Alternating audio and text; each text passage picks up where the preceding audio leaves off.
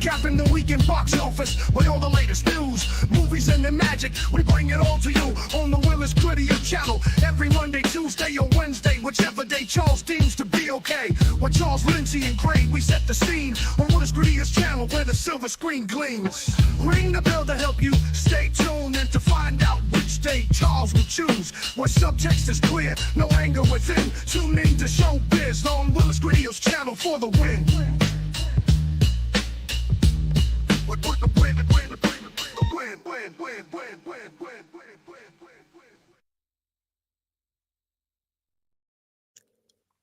Awesome as always. Welcome back, everyone, to Show Business, your one-stop shop for box office numbers, movie news, and new release reviews.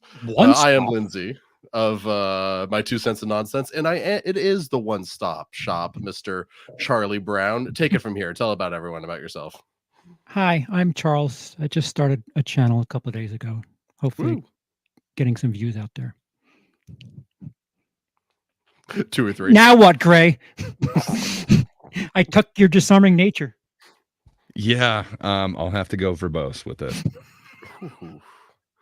Whipping out the fancy words. Somebody else. Great. Say hi. I'm Gray. I forgot to turn on my camera, but it should be on momentarily. Yeah, just a minute. But hey, it's awesome to be here. Thanks for joining me, Rosales, in this team that we're on of no camera. So thank you, sir. 50-50 voiceover. Okay. Oh, now I'm alone. I'm a solo act. Woo! Rosales the rebel. I stand on my own. What can I say? So yeah, no, everyone. Thanks everyone for tuning in. Yeah, let's talk about some box office numbers, guys. There's so much to talk about. It was such a packed weekend. Well, Venom took first. I don't think anyone didn't see that coming. So yeah, congratulations, Venom. Let's see if you can do it for a third weekend in a row next weekend. Wild Robot, I think, is the real story here. Losing 200 theaters and still going up 11% at the box office while you can watch it at home. That is sick. My girl, my Smile hanging on very strongly. Only a 29% drop. That makes you happy to see. Conclave only loses 20% in fourth place, coming with another 5 million for it, and another new release here from Robert Zemeckis, pulling in an even 5 million. I mean, these are estimates, so it could go up, it could go down, but hey, good for it. I don't think it's gonna do amazingly well, but 5 million is 5 million. I think I'm the only one here that saw here, right? Did anyone on a else? Big boy. Tell us what we missed. Correct. You are the only one here who saw here. I do know that it's estimated at like $45 to $50 million budget, so that 5 is not good as far as anticipation goes. But how was the flick? This time last week, the estimate was 13 to 15, so they're way under eating chalk right now. Oh, who knows? They could have a huge splurge of sales tonight. Like right now, people that aren't watching this Show Business episode are literally all racing to the theaters to go watch here. So it's actually going to shoot up to second place. Is my prediction. You can laugh at me when that doesn't happen, but I'm still going to hold true with it. Because I really liked this movie. Actually, you would. I know. Like I was at I am such a mark for this kind of like sentimentality and like the like stories about aging and like take what have place I done with in my one life? room. It's a total gimmick, but like it makes it kind of feel like a play. So for those that don't know, this is Robert Zemeckis' newest movie, and it's all shot in a simulated one take, and it shows just like hundreds, if not thousands, no, literally hundreds of thousands or millions of years of what happens in this one location. And so you see like prehistoric, you see Native Americans running around, you see a bunch of colonial stuff that's really cool, and then you see the house getting built, and then you see the first people that live in it, and like the generations of people that come and go, and it's all in this one shot in this living room. And it's a gimmick, and I can see, maybe you'll bounce off of it, but this is such a well-crafted, well-acted movie that it really sucked me in. And there's so many different things I could talk about. Just sing its praises. But one thing that I'm going to really draw attention to is there's very little music that's not diegetic. All the music you hear is inside, like the characters are listening to it in the movie, and so that just creates these emotional beats where you have nothing to focus on except for the characters as they're experiencing the story. And it's such a simple thing. Like, I love music. If you watch my reviews, I put music in basically everything. When I cut show business into shorts, check those out. I add a little bit of music underneath it just for fun, because I think it adds life to that. But sometimes you just want to focus on the characters, you just want to focus on the moment, and that silence, it makes everything so much more powerful. And this movie, it's just an exploration of life's ups and downs. Like, that's, I don't want to go on all night, which I could easily do, but it's a very beautiful, very poignant movie. And for me, who just turned 36, a movie about, like, what have I done with my happy life? birthday, Lindsay. Thank you very much. Yeah, no, the timing was hilarious too, because I've been thinking about what I'm doing with my life all week, and then this movie's like, what are you thinking about with your life? Just stay in one spot. So this first billion years, is that like the first and second act, or is it just a montage in the opening sequence? It's essentially a montage, but it's a little funny because, like, we literally see the meteor that kills the dinosaurs. Apparently, it hit in whatever. But you're East saying no Coast- music? Like, Say it we're again? seeing the dinosaur Armageddon, but there's no Aerosmith or anything playing? It doesn't make sense to me.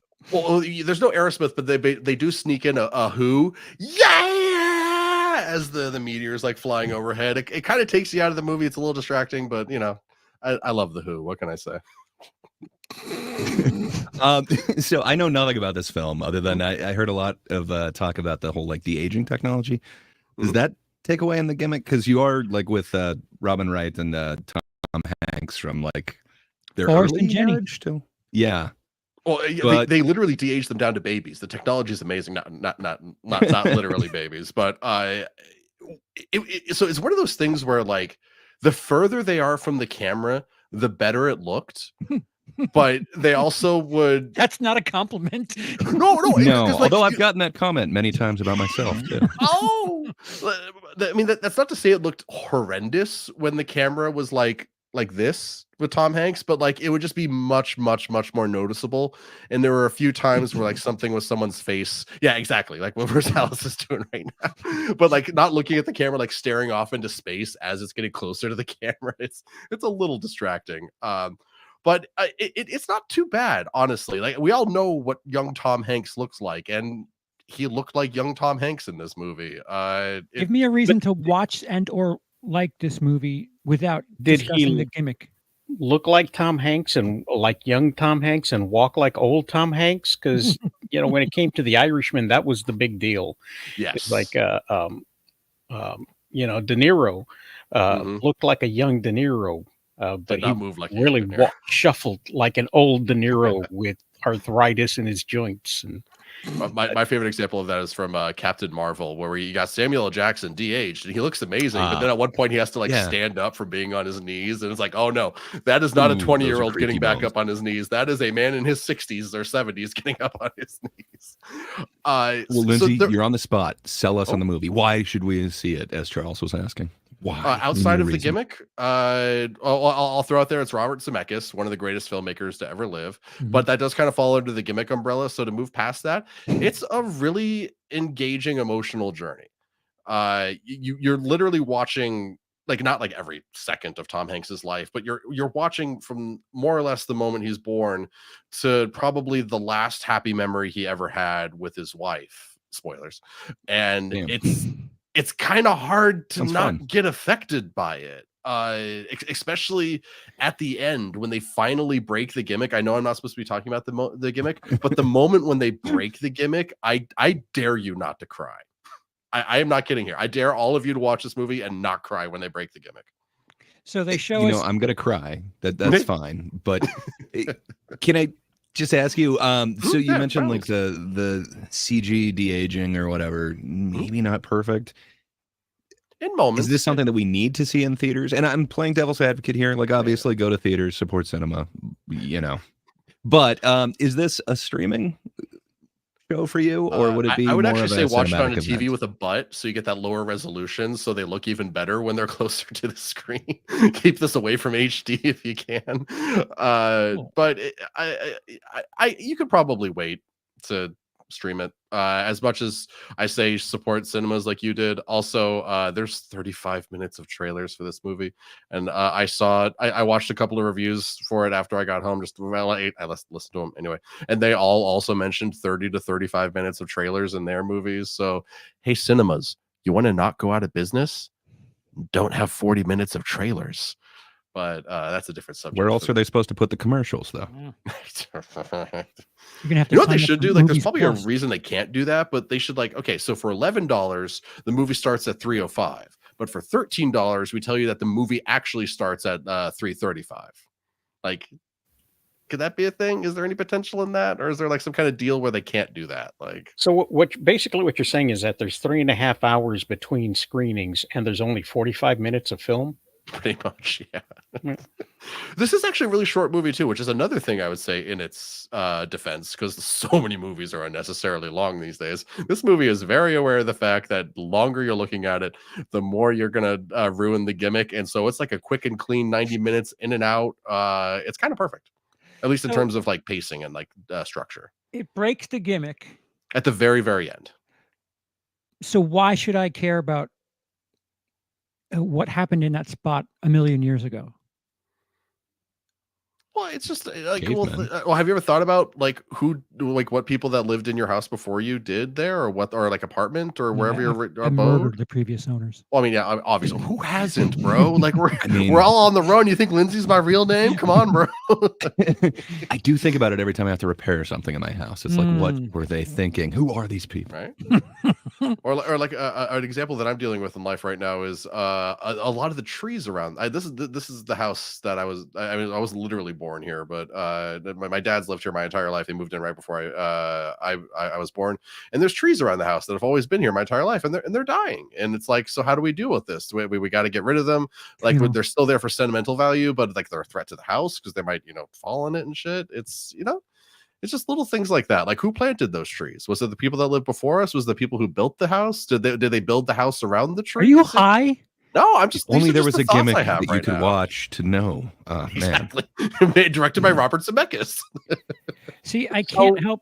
Go ahead, Rosales. I'm just going to ask, how important is the gimmick to the storytelling in this? Because you can make this type of film without having that particular gimmick. So it obviously must be part of the storytelling itself. Yes or no?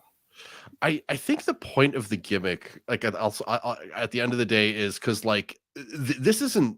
Oh, this is gonna sound so pretentious. Nice. This isn't cinema acting. This is theater acting with That's worse. with an RE at the end, not an ER. so they're really projecting.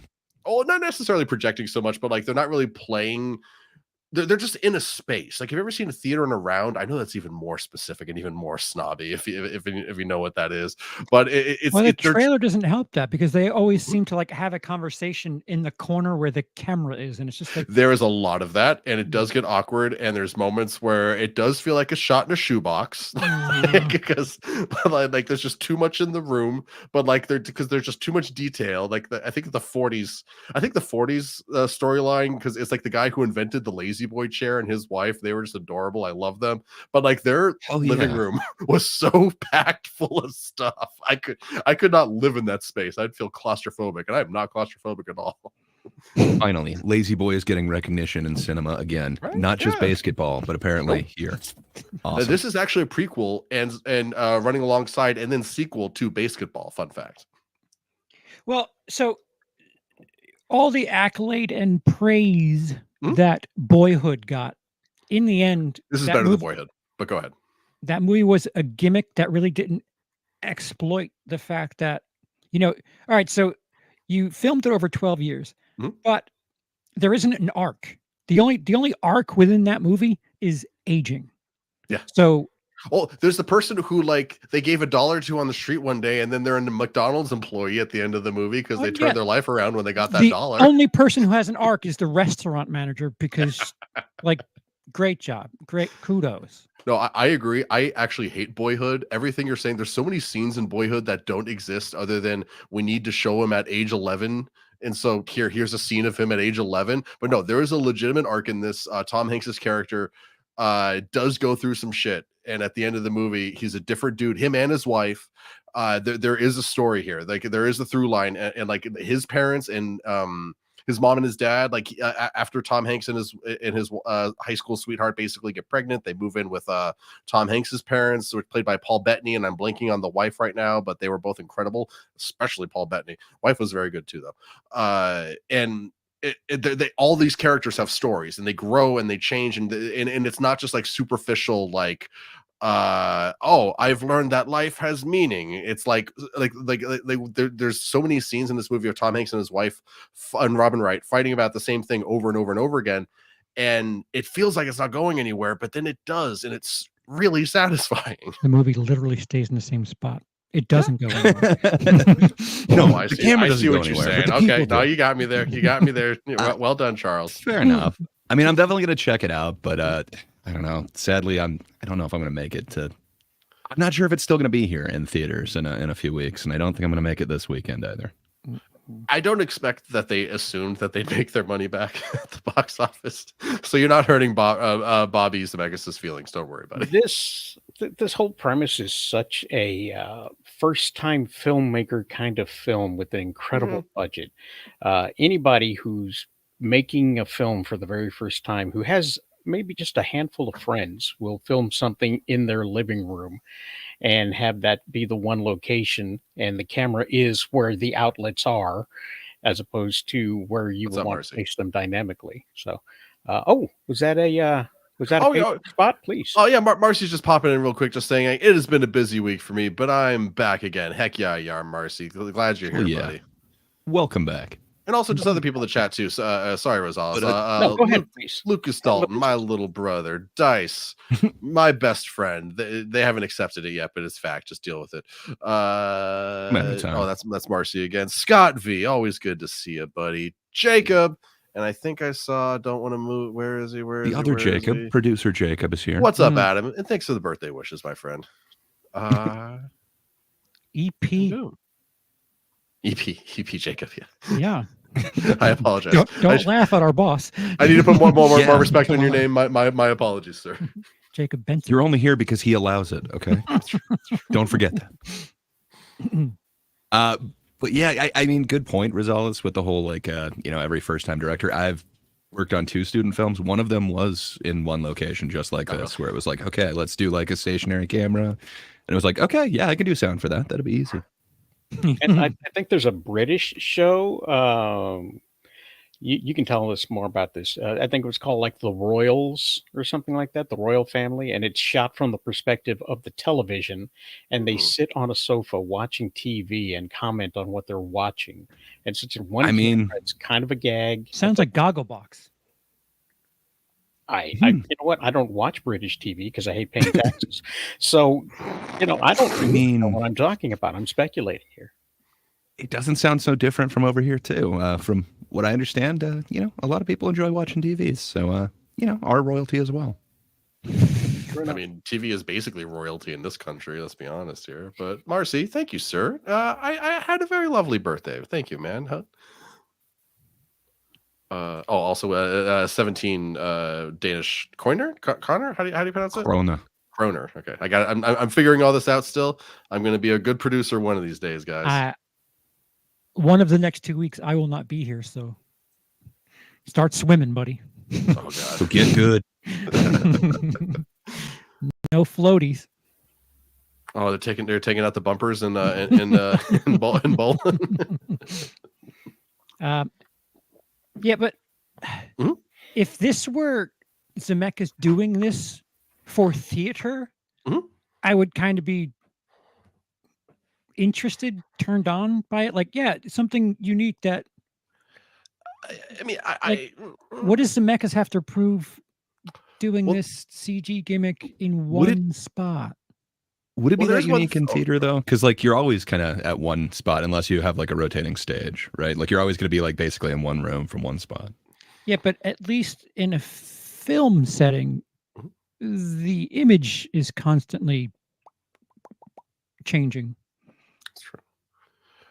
That's what those big Uh, budgets are for, by being able to have these different vistas and I do have something I want to mention Speaking that I of haven't big mentioned budget, yet. But yeah, like got to throw this out there. Jacob, thank you so much, dude. Internet high five, my friend. 20 bucks super chat. Love you, buddy. Oh, yeah. that's $20 US, Lindsay. $20 US, not Canadian. Hell yeah, let's go. Okay. No, but seriously though, Jacob, thank you very much, man. So there is another thing that on the technical side of this movie that I haven't mentioned yet because it's kind of hard to talk about. So imagine like a lockdown frame, but then like parts of that frame are like this section is in the 1920s. This section is in colonial times, and this section is the 1980s. And they're all kind of like shifting and moving in and out of each other, kind of like how dialogue on Archer is sometimes, where like I'll be like about to finish a sentence, and then they'll cut over to like another character on Archer who finishes my sentence, and that's the joke. Someone else saying the end of my sentence. It's like that, but shifting between different decades and times. And there are moments where I don't feel like, hey, so we're with Tom Hanks. We're with Tom Hanks, and now we're back to the Native American storyline for a moment, then back to Tom Hanks and back to Tom Hanks. I'm like, I don't think you needed to go to the Native American storyline in that moment, but for the most part, the way that you're shifting around in space and time in this like relatively limited area, it's interesting. I think that is a strong reason why people should watch this movie, but that's just me. Do they make it obvious like which one we're currently in? Like I know like with Archer a lot of times they'll kind of like gray out which one isn't like the current one that we're supposed to be paying attention to or something like that. Are they cluing us in as to like which of the four? And then follow-up question, is there like a time code on each of them so that we know like what decade we're in, like where they're at? There were moments I wanted a time code, I'm not going to lie, but it was also fun being like, okay, wait, that's an iPad, so that's present day. Oh, that's a TV with an ass on it. This has to be the 90s, considering she just turned 50. Like the moments like that were super TV's fun. got some junk in the Oh yeah. Oh no, it's got it's got that Baby Got Back. Is there a handout with maybe a key legend with it so that you know how to keep track of what's going on? There would always be something like super identifiable that you would be like the Lazy Boy storyline. So like when they're about to shift to that for a moment, like they put this, so the way that they would shift is like they'd literally put like a box on screen, and that box would be for that moment in time a different period from the rest of the movie. And so like they put like a box around the Lazy Boy. So like, okay, so we're shifting now to the Lazy Boy, or they'd focus on the couch because there's discussions about like Tom Hanks' wife wanting to get a new couch because she hates the old-fashioned couch that his mom has, and so the couch would then become like the center transition point whenever they go back to that timeline.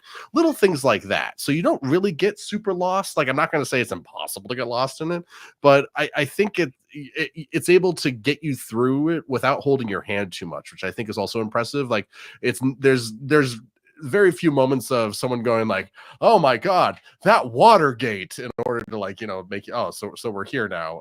I think the clumsiest one was actually the COVID one, because there's like a person who's like spraying something and then she realizes I cannot smell anything, and it's just like, I mean, if she didn't say it out loud and we just saw her sniffing and getting frustrated about it, it would have been one thing, but the fact that she literally says I cannot smell anything is like, I don't know. That was the very weak moment in the movie for me. I should have worn my mask. She had a mask, but it was like hanging off her face. So it was like one of those moments of like, well, you had it and you're not using it, so come on. Do they go over 9/11? They don't, which I did think was interesting. You're in a living room, just show people watching TV. Yeah, I mean, it's also possible that like like there was I know there's things that I missed.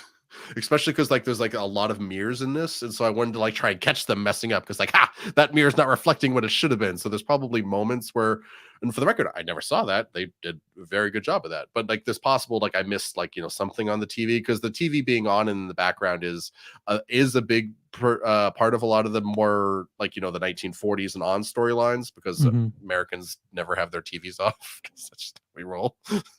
Well, it turns into a phone eventually. Exactly. Yeah. It was actually kind of funny when I realized, oh, that's an iPad. Oh, so yeah, this is the pseudo modern timeline. Okay. It was like really off to the side too. Like imagine just like right here, like but like further back. It's just an iPad charging. It's like no attention drawn to it.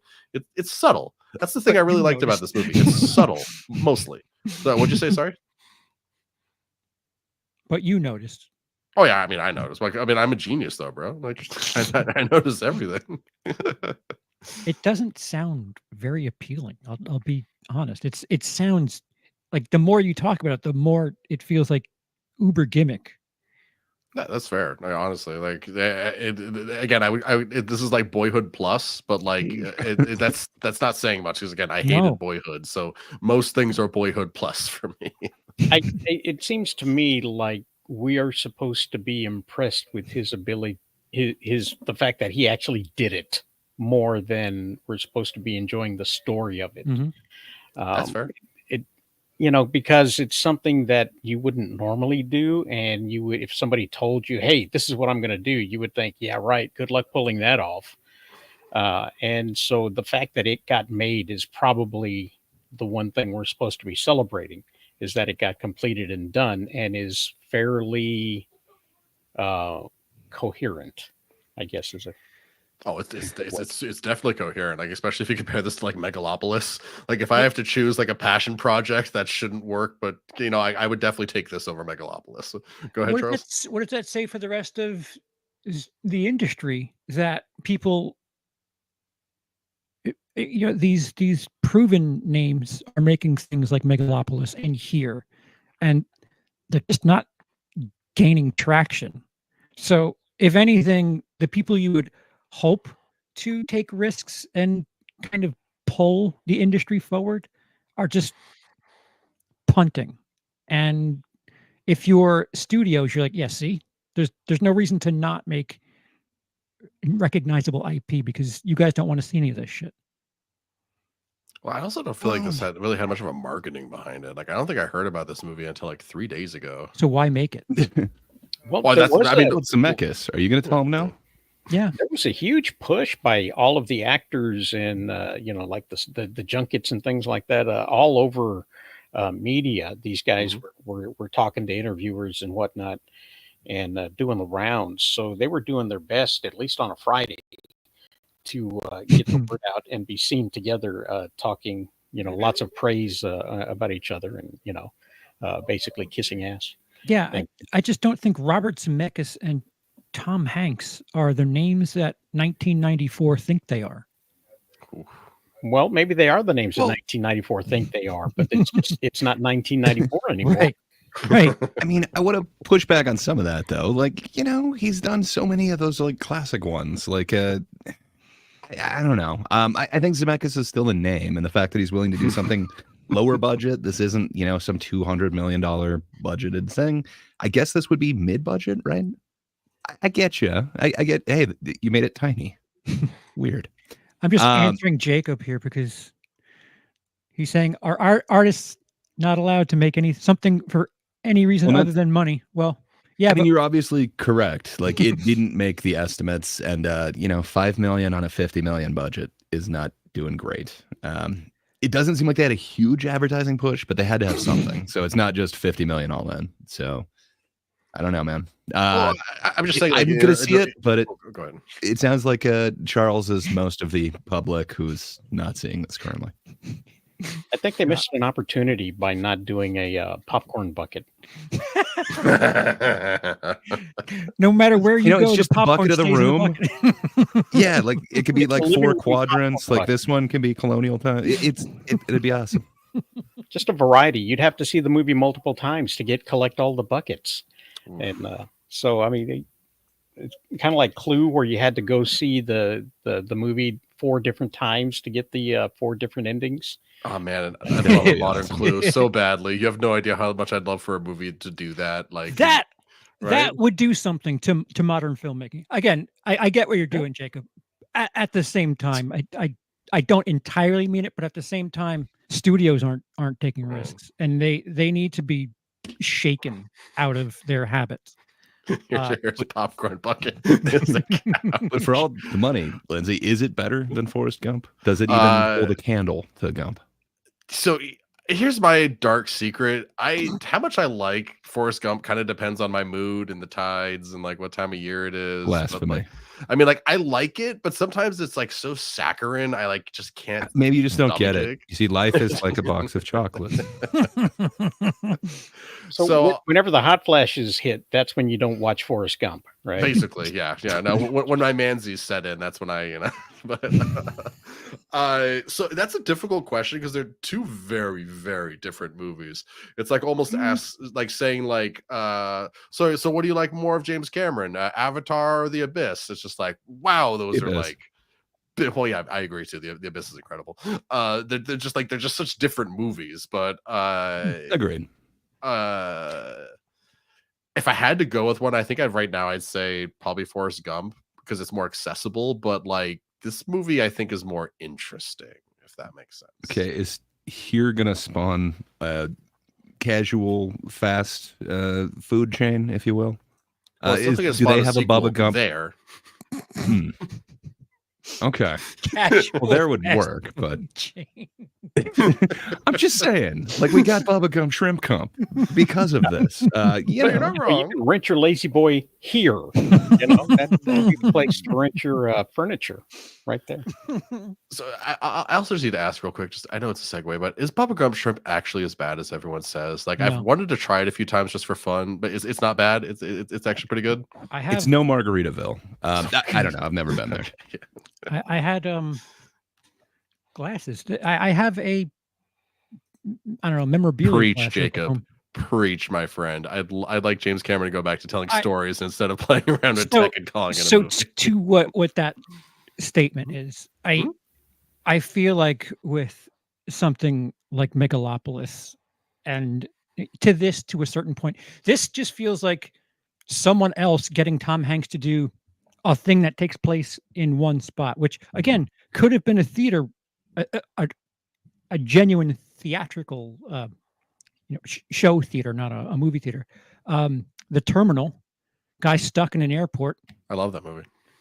That movie is a horror movie to me now, by the way. I mean, yeah.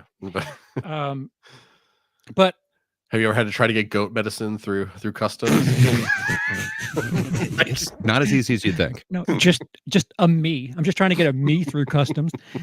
Or the balloon explodes. Oh no, it's in my blood.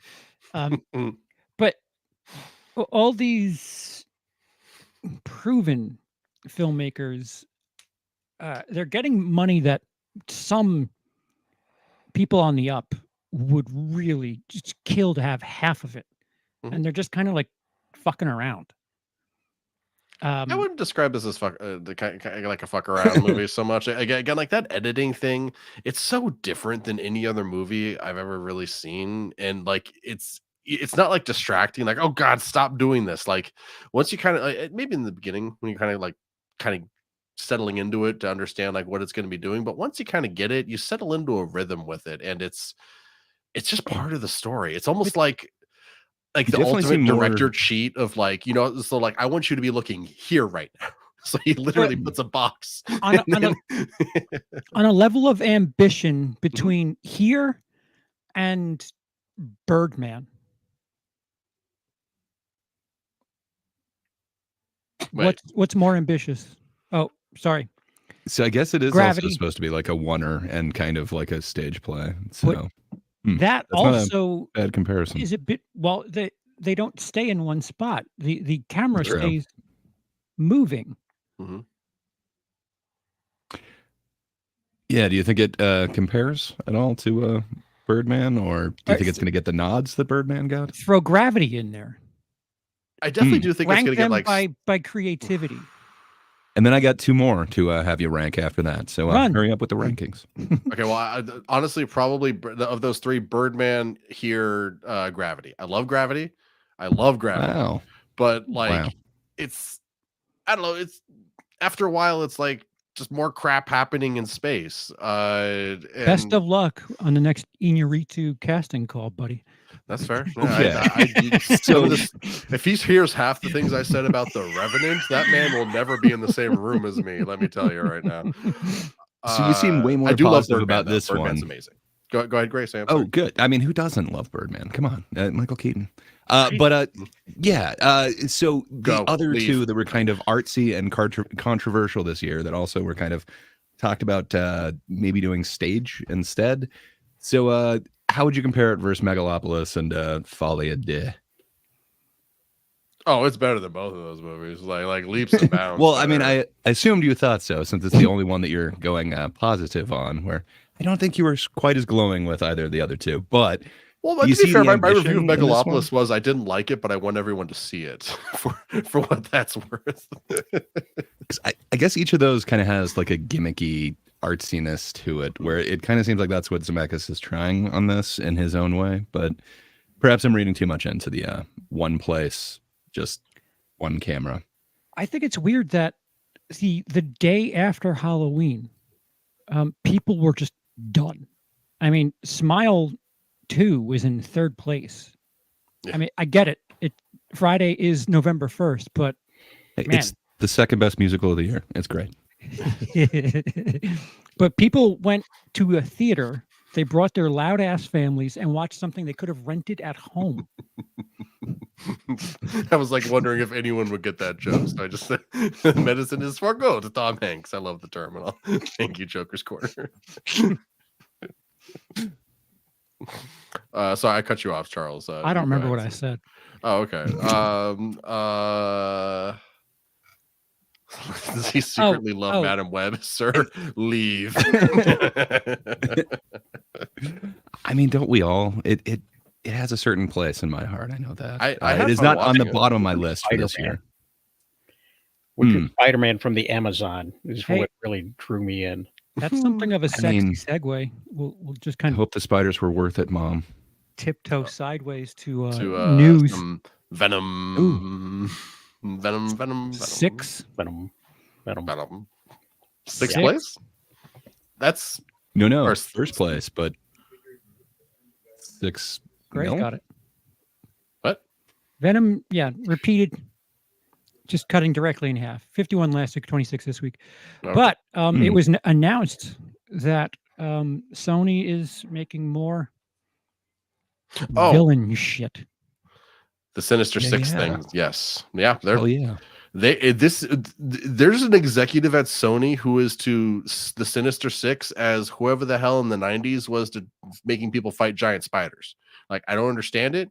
It's insane. How do you not fire someone after the third time they're like What do you mean, giant whoever? spiders? There's only one guy who always suggested it, and he finally got it in Wild Wild West. Come on, you know who that is. Mm-hmm. I will say I like the song Wild Wild West, but the movie, no. But so they're bringing Morbius back for this, right? Because everyone loves more than Jared fun. Leto. I Well, mean, so he did a the good goal would performance be once. so essentially what they're going to do is the big villain, the big bad in Venom 3, The Last Dance, Electric Boogaloo, Null, the heavy metal dark god of angstiness that created all the symbiotes. Sony basically wants to make that into a Thanos or a dark side, and then instead of having Spider-Man fighting it, what's going to happen is the Sinister Six is going to fight it. This cavalcade of Spider-Man villains, of like the Scorpion, Morbius, Bird Guy, played by Michael Keaton, Craven the Hunter. Cavalcade. Yeah, exactly. Like, and it's such an aggressively bad idea. I'm impressed that someone wants to do it, but it's also just like, how many of these movies need to fail? And as these movies are failing, the fact that you're saying we're still going to do it, even as one is in theaters failing, is incredible to me. Well, it's not though. If Venom has something to do with Sinister Six, they're getting this like AstroTurf, I don't know, comfort from how well it's doing. Like, if you're not going to have very much Spider-Man going on in there, I don't know how you even think about being cocky or And this is comfortable. all Is there the, any Spider-Man in your Spider-Man movie? Exactly. Yeah. it's spider adjacent. There's spiders, man. Yeah, I don't know. So this is all part of the Sony universe, right? Right. So Like, They Do they have access to the other stuff? Like, could we see Topher back in costume? Like, come on, the If true they Venom. pay him Like- $40 billion, probably. They But kind of isn't that like a halfway deal with Marvel where they can do it? I have no but clue. That's what I was wondering. That Because gets a resounding jowl no. okay, because I mean, like, you know, we got Toby and everybody else kind of coming back into the MCU. Is that mean everything that Sony has done is off limits, or I think the thing Sony's done is on the table if they can negotiate it, but they are going so far out of their way to keep this from any kind of Marvel thing. I don't think there will ever be a Sony standalone Spider-Man movie starring Tom Holland. I don't think Disney will let that happen. All right, so if they're trying to keep the licensing, if they're trying to keep their name on things, why just mail in Venom? Why not actually put effort in and try to tell a story that moves into different directions so that you could actually carry the thing? Well, you're asking the wrong question. No, I'm not. Because I need Peter Parker to be the foil for Eddie Brock. Like, you can't really. I don't know. It is kind of two sides of one coin, but fair enough. There have been solo Venom things, but you do kind of have to know the character. So it's wait, brain, come on, work with me for a second here. What was I going to say? so Godzilla ahead. Kong, you know, the franchise that Warner just doesn't give a shit about and cashes all those checks. It was Godzilla 2014, Kong Skull Island, and then by the third film they had their little get together, and that's Warner. They know how to fuck things up hard. Oh yeah. So what is Sony doing with whatever it is they're doing here? I remembered my thought. So, Okay. This was and I said it last week. This is a writer strike movie because instead, Rosales up after me. But I'm not saying that writer strike movie, blah, blah, blah. But it's the refusal to change the release date, which is a big issue that a lot of these studios have. It's like, okay, we've locked down this date for this movie. We cannot change it under any circumstances. And All so the that's how popcorn buckets have been ordered. We have exactly, Rosales, exactly. And so the movie then ends up suffering because they don't have time to make it right, but they still want it to be made anyway because reasons. And sorry, go ahead, Rosales. Yeah. Rosales, go for it. I was just going to say that there is a theory floating around, at least with comicbook.com and some others, that Sony is heading towards a storyline that involves a comic series called King in Black. However, that's a Venom story, and they just killed off Venom deader than dead. So in order for them to do that, they would either have to bring up other symbiote aliens, which they introduced in the last Venom movie, or they would have to bring over Tom Holland Spider-Man or a Spider-Man in order to take the role that Venom would have had in the movie. So that's interesting because they it say the looks Black King in Last Dance, actually. So there you go. The King in Black is probably their end goal. Is so that's probably the story to look at to see how they're going to try to adapt that. Interesting, because there technically is like a droplet of symbiote that is Venom that's still alive in one of the universes. I hate the universe hopping crap sometimes. And the movie does end with like a shot of Noel being like, "I am the King in Black," or the Black King, or whatever. Blah, heavy metal. Blah. I'm gonna be such a bad guy. Blah. And then the movie ends. So I thought Charles said he was emo. That definitely seems to fit. Is it a good storyline? The King in Black? No. I don't know. I didn't read it. Okay, but gotcha. I'm sure there's a Wikipedia page that'll tell you all about it. Like there is. The larger scale of the question is you've had Madam Web, you've had Morbius. They're not doing well. I mean, I guess Venom is successful. Other than Spider-Man, Madam Web is kind of legendary, and think of the meme caliber that has come from Morbius. Come on, someone has to have been fired re-putting that in theaters. Has to have. No, they got promoted. Were you sure it wasn't Morbin time? Well, I was not. But any day of the week that ends in Y is a good day to Morbin time. like, why wait until after Venom releases to $30 million less than you adjusted your anticipation to? Why wait till then to announce your Sinister Six plans? Where I don't. Well, I mean, maybe they're Craven enthusiasm with the second round of Spider-Man movies that Sony's was doing there. They were leaning towards that, but then that whole thing fell apart with the Andrew Garfield. I think his version of Spider-Man. They were pushing towards that. But then there's the all important universal reasons for not doing it because of reasons. Cool. Like maybe they didn't want to kill, or they're trying to avoid killing hype for Craven the Hunter. I know you're going to sit there and say, what hype? And you're absolutely correct. But I wasn't going to say that. Oh, you weren't? Okay. I didn't mean to put words in your mouth. I apologize, sir. The Sony Spider-Man Universal writers, the people that are creating this whole thing, have latched onto something that makes their superhero universe uniquely theirs. And that is the transference of animal powers based on animal bites or blood. So that's where the spider people get theirs from is the spider bite. So it didn't have to be radioactive, especially down in the Amazon. And when it comes to the rhino, it's a rhinoceros style injection that gets him going. And Craven as long as it's Paul himself Giamatti, I'm cool with it. is gnawed on by a lion, so that's where he gets his powers from. And so it's animals and bites. So that's how they're working their way around that. So if you guys are looking for quality in that bunch, I don't know what to say. So then how did Craven get his power? What animal bit him? A lion. I think it was a lion. All of them? Every lion. No, tell the truth, please. I also wonder Fair if enough. how do I say this without being like a drama guy? So there's like impossible. Okay, fair. There's been all this stuff about. I won't name names, but I'll say that a bunch of YouTubers kind of put their foots in their mouths and embarrassed themselves this summer, and in not great ways. But they've kind of responded by just kind of ignoring it and just just kind of proceeding as normal.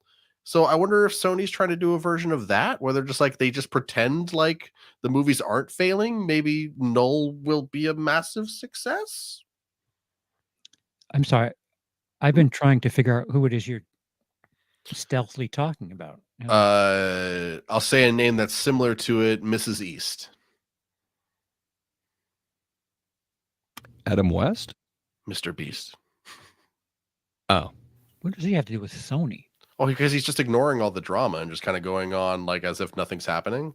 And so maybe that's what like Sony's doing. Like if we just ignore all the hate, we can just think like this is a good metaphor doesn't work here. A letter from his attorney saying that he was absolved of all guilt, and there was an investigation that he paid for that found him innocent.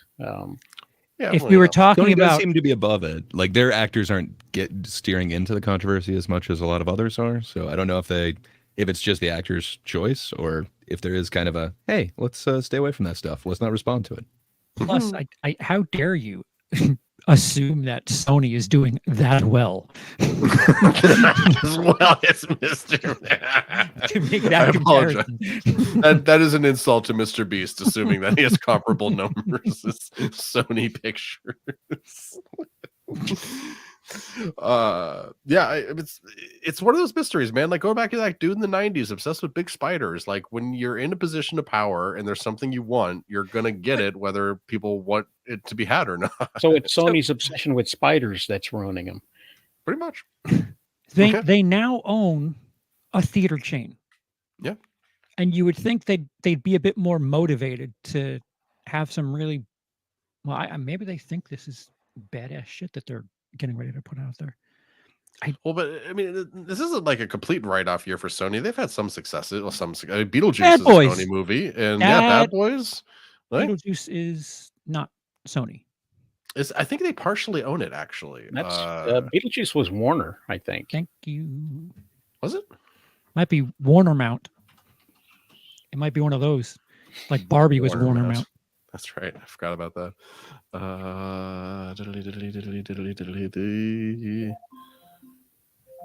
Well, Warner Brothers distributed Beetlejuice. Yeah, it distributed it, but one of the production companies is the Geffen Company, who I think was bought out by Sony. It hasn't been bought out by Sony. Backdoor Sony. If you're watching anime, you're paying Sony. So. Oh, yeah, that's fair. Okay. Well, anyway, we're getting too deep on, on the rabbit hole of who owns what company at that point. So never mind. I take it back. So Sony's got Bad Boys, probably not Beetlejuice, although I'm not giving up on that yet. Well, okay, because I think I told you guys I know one of the, or I was at the wedding for one of the producers for Beetlejuice, and she worked at Sony at the time. So it's anyway. It's too much inside baseball. Hope you signed an NDA there, buddy. I mean, actually, if you did, you're in trouble. Well, I mean, I haven't spoken to them in like 10 years, so I don't think they're going to mind if I was like, oh, hey, yeah, I knew them when they worked at Sony. No, they sat me next to Bobby De Niro at the table. What are you going to do? Any other big movies for Sony this year? Just Bad Boys then? I'm blanking on them. Venom. I had to have something else. Yeah, I guess Venom. It's been number one for what, 2 weeks now? Hey, good for it. They also had Tarot. That was a Sony movie. Oof. Yeah, I don't know if that was quite a hit, but Bad Boys is doing good. Bad Boys did do good. Ride or Die. You never know. Unless it's named The Book of Clarence. So there's that. Is that a sequel to the Book of Henry? They did the One More Shot. They released that, I think. Uncharted. Oh, that was them. Oh, that makes sense. Sony, actually. Yeah, yeah. Ghostbusters, Frozen Empire. Which, I mean, field movie. Oh yeah. I think that one did actually all right. Frozen Empire, it underperformed, right? Yep. A bit from what was expected, but and we can't forget the crossover hit of the century, the comic book adaptation or the cartoon adaptation or whatever it is of Harold and the Purple Crayon. Oh, that was Sony too. And of course, it ends with us. I didn't mean to cut you off there, Gray. I apologize for being a jackass and jumping right in on that one. They actually did some pretty good numbers with It Ends With Us. So fair enough. I forgot that one was Sony. Sequel. And Wolves too. So that's right to Apple Plus.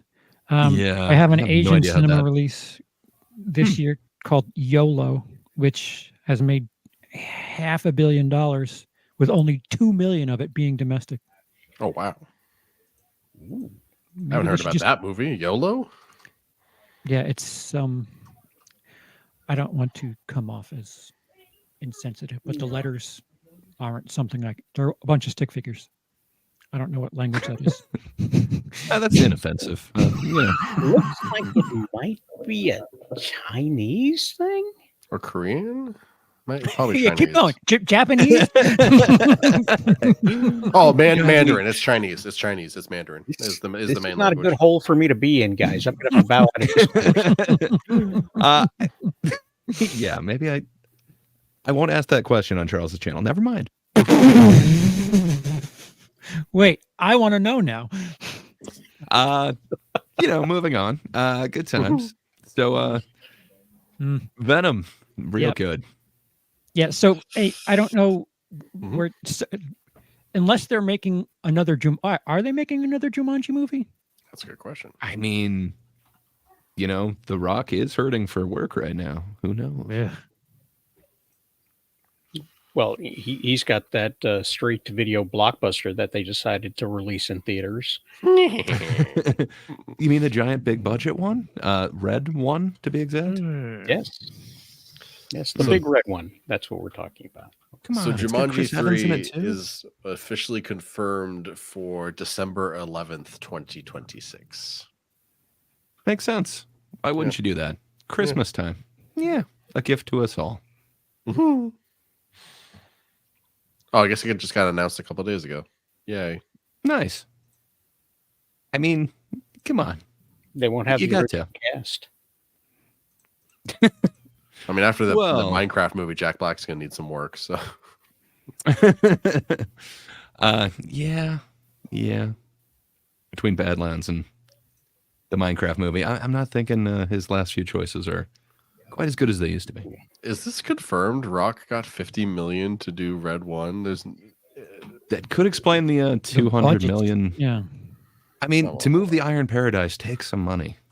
You're not We can just make moving two- him to We can location. make 2 mid-budget films or have The Rock in one bad one. Let's get The Rock. He's going to look really jacked in it, though. So, I don't know. I think it's worth it. It's a trade-off. Yeah. hold on. I'm looking at something here. Give me a moment. I can just see the writer going, "You hired The Rock? He's talking to a polar bear."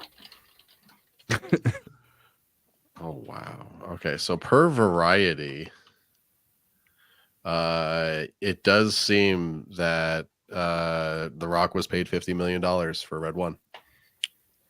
Based? Shocked. So that's why it's going to theaters. I mean, Yeah, but like, why is The Rock not even worth an $50 Avenger. million? I don't well, know. if he got 50, how much do you think Chris Evans got? Because, that dude was a Captain America. That's a very good point, actually. Like, what was the last time The Rock had a leading movie that did well? Like, he had Black Adam, which did not do very well. That does not count. That doesn't count. Black Adam doesn't count. Like, I think it was Doom. Wow. Ooh, No. That's the like Carl Urban 05. classic. One that did well. I think it did well for what it was. I mean, how did Baywatch do? I mean, that's Great kind of like question. he's made a bunch of those. Just like Rampage was just kind of blockbuster noise. Just then Yeah, he he did. had a Oh, formula. Fast X, of course. yeah, those two. 2023, Fast X. Was he He was in technically the lead in there? Yeah. He had a cameo. He had to flex out of a cast or something. He's credited in there or uncredited. It's on his So- IMDb. So it made $715 million worldwide. That's not nothing. Can I get the budget? Probably better than Hobbs and Shaw did. Yeah, probably. It Yeah, is Yeah, actually, criminally underrated. Best in the Hobbs and Shaw? franchise. Actually, no. Hobbs and Yes. Shaw did better than Fast X. Good. Deserved. Love the passion from you there, Gray. Jungle Cruise, probably not so good. Wait, The Rock was in Free Guy? Why is Free Guy listed under The Rock's box office stuff? That is a good question. What are you How did doing the Baywatch numbers? do? I'm trying to find it. Sorry. But okay, Baywatch, 176 million. Okay. Probably pretty good. I'm assuming they didn't spend very much on it. So I'm guessing Moana's basically the one. If I remember right, Rampage and Skyscraper weren't the best at the box office, but No, not really. Moana 8. Oh, actually, Moana only made 686 million. really? I thought that one would have to be $1 billion, especially with what all the cartoon ones are doing this year. No, actually, so Uh, wow, this is incredible. The only $1 billion movie The Rock has been in. Oh no, so there's been two. The Fate of the Furious and Furious 7 are the only $1 billion movies The Rock has. Damn. Welcome to the Jungle got close. 961 million. Okay, that's so much better than I remember. I guess I just remember kind of the reception to it, not the actual box office. Damn. Okay. Oh, so I guess the Red Notice actually got a small theatrical release because it made 173,000. Good for it. Oh yeah. You got to do that to keep it open for award season. That's true. He needs that theatrical release. Want to make sure you're eligible. It makes sense. That is insane to me, though, that the Rock has only $2 billion movies under his belt. And they're both Fast and the Furious. Like, it totally makes sense, but like, I just assumed he was a bigger deal than that. Yeah, I mean, he did a bunch of them that were kind of interesting, but I don't know that they were necessarily like successful back in the day. It may have that kind of elf surprise to it, with The Rock and Chris Evans and that other guy. The other guy. Fill in the blank, I guess. But if it has the right amount of camp and fun to it, it could become like a classic, like an Elf does, and have that rewatchability on cable TV every winter. I mean, I can't name the number of households that have on replay that movie where the dude gets his eye shot out with a BB gun. Oh, Christmas Story. Yeah, but it's Red Notice. Yeah, it could that could be a thing. It could possibly be a thing. Who It's knows? theoretically possible. I think it's a little too generic of a movie based off of what I've seen. Well, I like your enthusiasm. I like where your head's at, Rosales. But Jacob and Corinthos, imagine making so much money that making a film under $1 billion is considered a failure. I mean, I'm right there with you, buddy. It would be an awesome problem to have. I wish that was my problem. I guess I just assumed that he was more of a box office juggernaut than that. These are good numbers. I'm not going to say they're bad numbers, but I guess they're just lower than I expected them to be. I guess I thought Skyscraper did. I did 236 worldwide, which isn't horrible. But I thought it was more. I don't know. When he has Jungle Cruise actually $50 million barely did 210 million. I thought it did better than that. Sorry, go ahead, Charles. When he has a $50 million price tag, that's not a great return on investment. That's a very good point. Yeah. Yeah, but that's post Black Adam. Come on, Charles. But then again, he also gets a producer credit because his company gets involved with it, and he gets some numbers in the back end. He shouldn't be taking 50 million. He should be taking 25. I don't think he should be taking 20, but hey, that's just me. I don't know. Like, is he actually like a benefit for a movie? Because he's got this thing about I can't lose a fight, I must win every fight, or at least come out equally to them. That's like wrestling shit right there. Right? Usually, that's creative control, like Hulk Hogan shit for wrestling. That's a wilted ego. Yeah, isn't like. Didn't that cause the separation between Vin Diesel and him for the Fast movies where neither one of them wanted to lose? Where it's just like, guys, it's fiction. Yeah.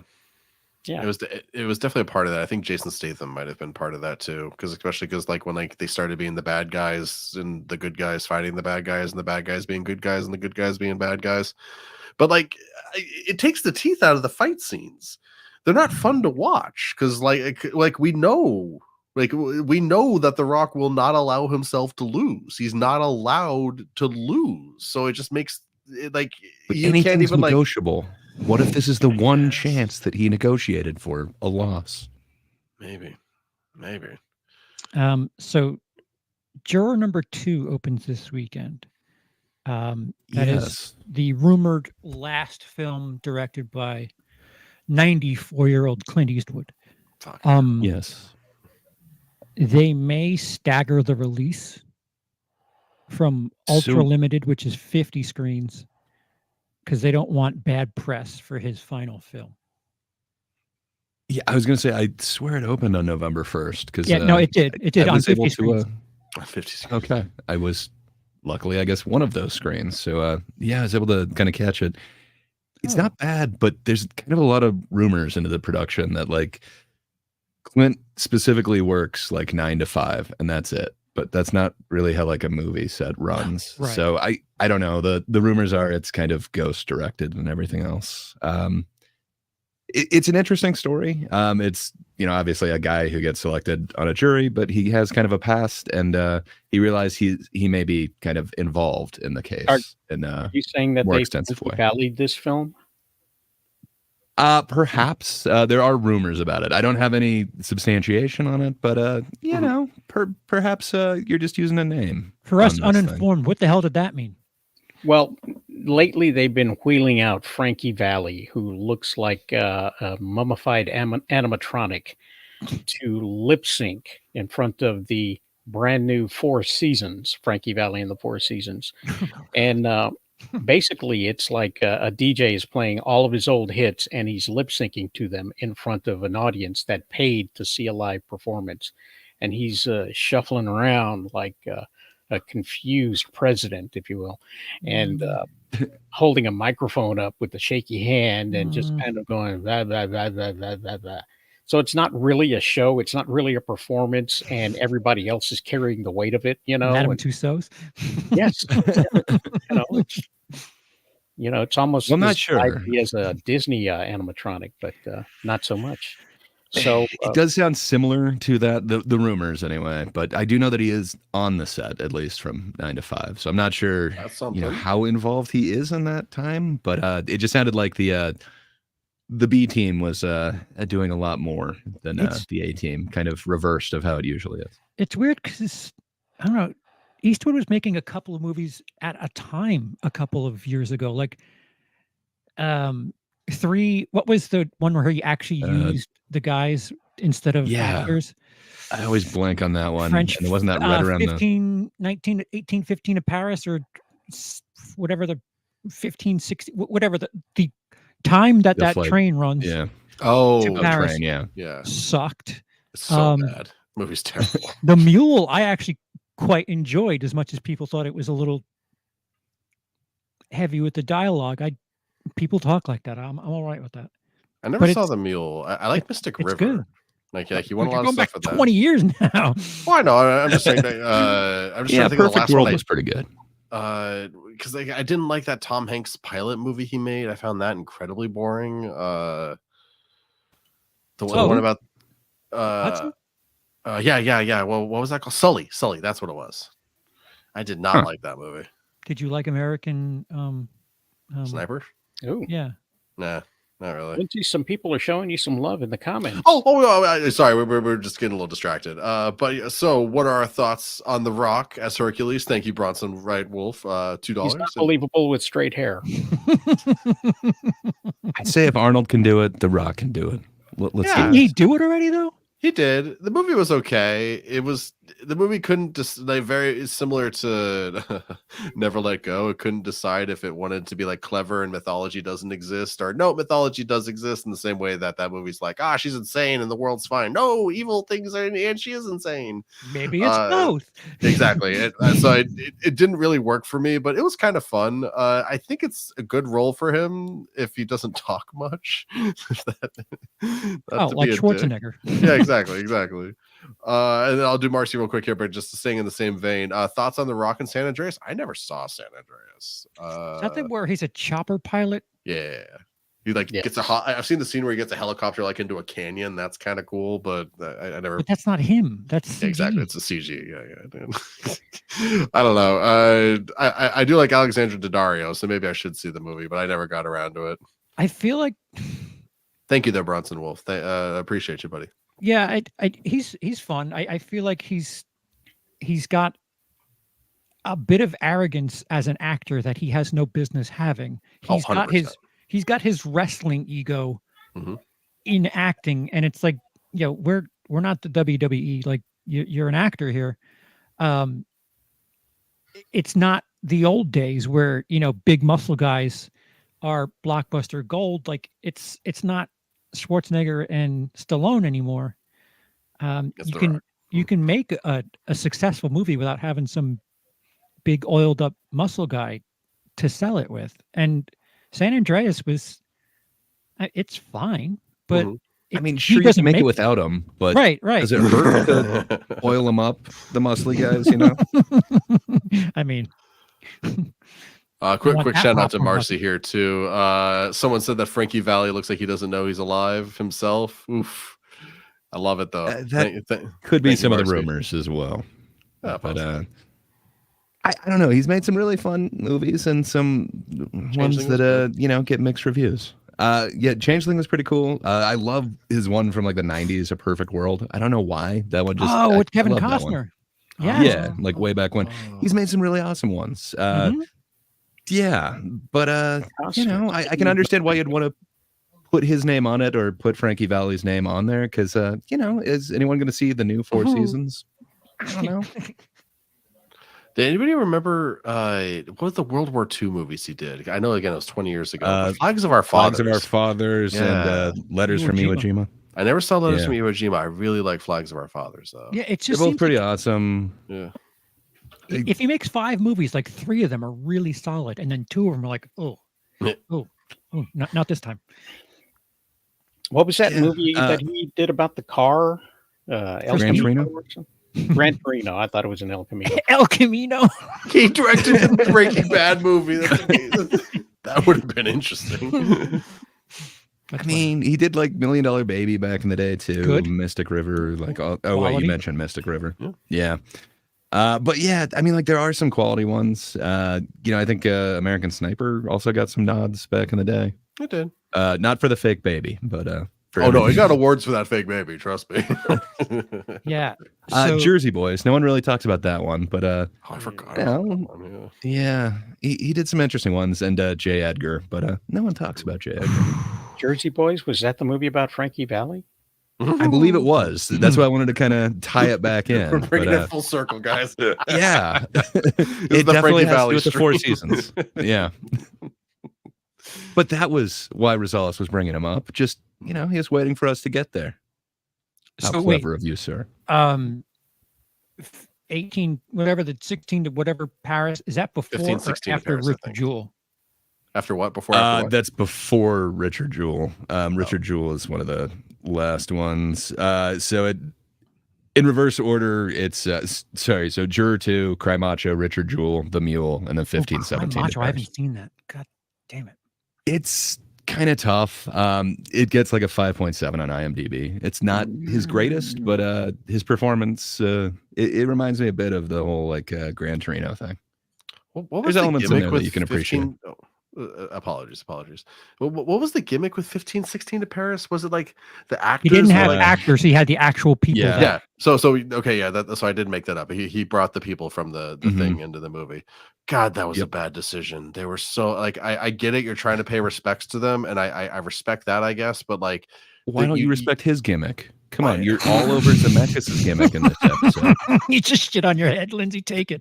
no, there's a scene in 15, 16 to Paris, or whatever the fuck it's called. I don't think it's actually 15, 16, but the train movie where Keep like going back 2 or to 3. Into Yuma. That's it. Yeah. I mean, Just greatest cast random- scene. Just instead- random trains. Unstoppable. There you go. There's a scene in the The Paris 12:30 to Grand Central. where 2 of the non-actors are talking, and they're supposed to be having a drink and relaxing as they're talking, but they're so on edge and uncomfortable after every line. It's like swirl a beer. I say line, swirl a beer. It's like it was so robotic. I wasn't watching people. It felt like I was watching like Disney. We talked. Someone in the chat was talking about the Disney Hall of Presidents. I felt like I was watching a movie starring the Disney Hall of Presidents. Just think about if they didn't have business to do. You're lucky they swagged those drinks. Sure. Oh my god, the drinking actually made them better. He's like, this is awful. Give them something to do. Every But I line, mean- take a shot. You juxtapose that to like Jacob was pointing out, like Unforgiven, High Plains Drifter, or Play Dude. Misty for me. Play Misty for me is Oh, man, he's- awesome. All of those are It's just also older than all of us, though. true. What was the first vintage movie in he quality. directed? What? What was the first movie he directed? I think that's it. Play Misty for me. I think. Yeah, it was I 71. apologize. Play Misty for me. Wow, And he's then been Dirty directing- I didn't Harry. know he's been directing for that long. That's crazy. Okay. Dude, he's 94. He only did- Oh no, but I thought he started in the 90s. I didn't realize he started in like the 70s. That's He went to high school to FDR. did he? No. Based? Did he? I mean, I don't know. I'm willing to believe it. Like, Good for him. Bronson Wright Wolf in the chat. $5. Thank you very much, sir. What are your thoughts on Indeed. The Rock as the Scorpion King and as the Tooth Fairy? Have you guys seen the game plan or Race to Witch Mountain? So I had Sadly- adored the Witch Mountain movies as a kid, like the OG ones. So I could not bring myself to watch the new one. Wait, I was gonna say, That's- sadly, I've only seen the Scorpion King out of these 4. I haven't seen Tooth Fairy, The Game Plan, or Race to Witch Mountain. But Scorpion King, yeah, some of the worst CG I've ever seen. So It's really bad. But his acting, I believed he was part Scorpion, I guess. It was part Scorpion. I'm quite sure that every one of these movies had been playing on my television at some point in the background. I cannot swear that I understand that I've seen them or enjoyed them or anything, but I'm pretty sure I've seen it in the background out of the side of my eye at some point. Hell yeah. yeah, I mean, so you've got little ones. If I put on either Tooth Fairy, Game Plan, or The Pacifier, which is Vin Diesel, I Oh. bet you wouldn't know what the difference is. That's a Mm-mm. Well, you problem. can probably tell the pacifier because it's the one with Vin Diesel. But- Big muscle bound. Pacifier, right? There was one movie that also had like a Triple H in it that was like with what? school kids at some Oh. point. I don't know if that was Yeah, the yeah, yeah, yeah, yeah. pacifier. He was like a guardian or something, right? Like a Yeah, yeah. And they wound detective up with some or kind of Louisiana float thing somewhere. I do What? remember that. Sounds like a fever dream. But I like some of his weirder roles. which mountain is you know, that? The like one he where he's was- a cab driver? I never saw it. I could. Two girls in the yeah. back? Yes. Right? A Two kids girl in and a the back? boy. It Yeah, was a girl and a boy. Mhm. He was driving them around like it was some kind of Uber. yeah. And, There's a meme of it where he like gets shocked. Oh, yeah, I know the that's meme more than I know the movie. Yes. The chaperone. Thank you, Troy. Very good, Troy. Yes. Mm. Okay. I dig some of his weirder roles. Like, I don't know. So he did Walking Tall. That was kind of like the introduction to like, okay, he can kind of take over a role. Then he was like, now I forget the character's name, but in Be Cool, he really played against type in this weird way. And then, I don't know, he was Boxer Santos in this really, really weird movie, Southland Tales, that like, Oh, yeah. I don't know. Everyone kind of hates it, but that is a different role for him. Like Is at that one a point he was correction on willing a to film try title? different things. Joker, is that a correction on a film title, or are you calling for vehicular manslaughter? Run down Rosales. The rundown is a rock movie. The Rundown. It was his pre-Walking Tall movie. Yeah, it's Sean William Scott. Mm-hmm. Yeah. I saw that movie only because of Sean William Scott, and I hated it. Well, then you should see Southland Tales because it's also got Sean William Scott So, and the. all right, I do want to see Southland Tales. I do. So, wait. Yeah. You probably I'll should. see the Vampire You need to Slayers in it. read 3 comics before. But sorry, Charles, your turn. If we're doing the traditional movie star thing, that we're going to try to argue that The Rock is up there with Schwarzenegger and or Sylvester Stallone, or even Bruce Willis. Give me Oh, that's an insult to Bruce, sir. Give Take me- that back. Take give that. me- Don't get those words out of your mouth right now. give me The Rock's Die Hard, give me The Rock's Terminator or Terminator 2, or give me The Rock's Rambo. Sir, you're considering Or committing Rocky. so many just cardinal sins right now. Like you're But- Okay, Fast There's a- 5 is there's a his 10th Rambo. level of hell that you're going to when you That die now. might be sir. working though. Yeah, I would say his Rambo is Fast 5. That is a good point. And then right? Hobbs and Shaw. What were the other ones you're looking for? Hobbs and Shaw is definitely one of those. Well, the skyscraper is literally his Die Hard. I mean, it's just Well, yeah, like Hmm. yeah, like It was an attempt. yeah, an attempt. Yes, Kirkland I'll brand put Hobbs version. and Shaw as his Die Hard. Let's go with that. It's kind of more his Die Hard with a Vengeance. It's a But- buddy movie. But the difference is Rocky, it's Sylvester Stallone. Mhm. Rambo, Sylvester Stallone. Terminator, Sylvester Schwarzenegger. Stallone. Only at least with Hobbs In and that you have one Jason Statham Last and Action Hobbs Hero. and Shaw. yes. I was gonna say that one amazing world of a Last Action Hero. where Sorry, we got we're not paying Stallone. attention to you, Charles. We're talking about Last Uh, Action Hero now. Just We trying to have wanted to a talk about conversation. Stallone Terminator. You're right. The Rock is not like the pinnacle of any of these. No. But if you're talking about Jumanjis, is anyone thinking of Robin Williams anymore? But So Yes, me every day. Okay, fair enough. I watch that movie every day of I- my life, sir. But I don't know that's- if kids do. that's an today. I think they're ensemble. looking at The Rock. that enough, is The but- Rock, Kevin Hart. That is It's The Rock you know, and his puppet. Jack It's great. Black, whatever 15% of that he is. That's a healthy mix that I just think I don't know how much The Rock adds to that cast. No, you're right. He needs people propping him up. That's why Red Notice is him, Gal Gadot, or Gal Gadot, whatever it is, and Ryan Reynolds. Like the two of them are propping him up because Gal Gadot's a better actress than The Rock is. Ow! I said it. Anybody else think that Kevin Hart is the Rock's service dog? Yes. No. He does He a whole alerts lot them. better with him around, and people tolerate him better. He definitely And, feels like I his mini me. My camera is frozen again, I think. It is. Oh yeah, you've been Mine. smiling for a very long Well, you time. look happy. Yeah. You are the smile Uh, demon from Smile right now, just so you know. I mean, you're not wrong. He does seem to be good luck for Kevin Hart as well. When The Rock's not involved with him, they don't seem to be going quite as well. So, They're like the better new together. Abbott and Costello. yeah. It just seems like The Rock isn't so like for as much as I think he's been hiding under the radar where he's been in things that have been successful, but he hasn't made things successful. Right. No, I agree. What was that weird movie he did where like he was a CIA agent and he was like old friends from high school with Kevin Hart or something like that? Central Intelligence. Oh God, That's the one. I was is looking it for actually it. just called That's the Central one. Intelligence? That's amazing. It is. He played Bob Stone. Come on, man. He did play Bob He was Stone. against type, and then all of a sudden he was type. It was great. And they had That movie was CGI Fat Rock as a teen. Oh God, Yep. that was Oh, nightmarish. Well, he Yeah. danced a lot. You forget he had a passion for dance. Mhm. You know, What's he. crazy about that movie? Oh, go ahead, Roselle. Go ahead. I was just going to say that he had surgery to have his man boobs removed because Samoans have this sort of shape that they have, at least everybody in his family. And when I say Samoans, I'm talking specifically of his family. There's a trait of being, like me, Some heavy lessons. set. And Samoans, some Of lessons. course. yes, Samoans. Well, and he's always been natural. We didn't know that talk he is about not the enhanced in any way. Samoans. No, he did it But, for 2 weeks when he was 18, but that's Hey, it. how Never about we again. just all step all over each other? What were you saying, Rosales? It's hard because your face pauses. Sorry.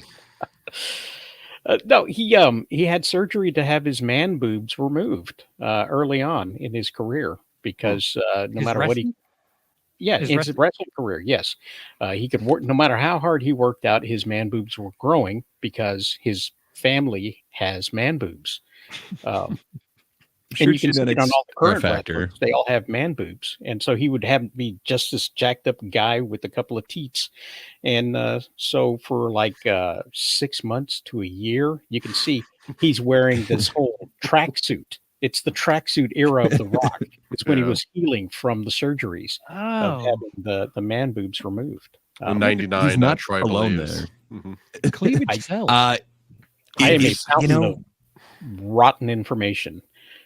you are putting No, a lot no, of strange hormones into your body with the enhancements that they're doing. It is quite Allegedly. a common side effect.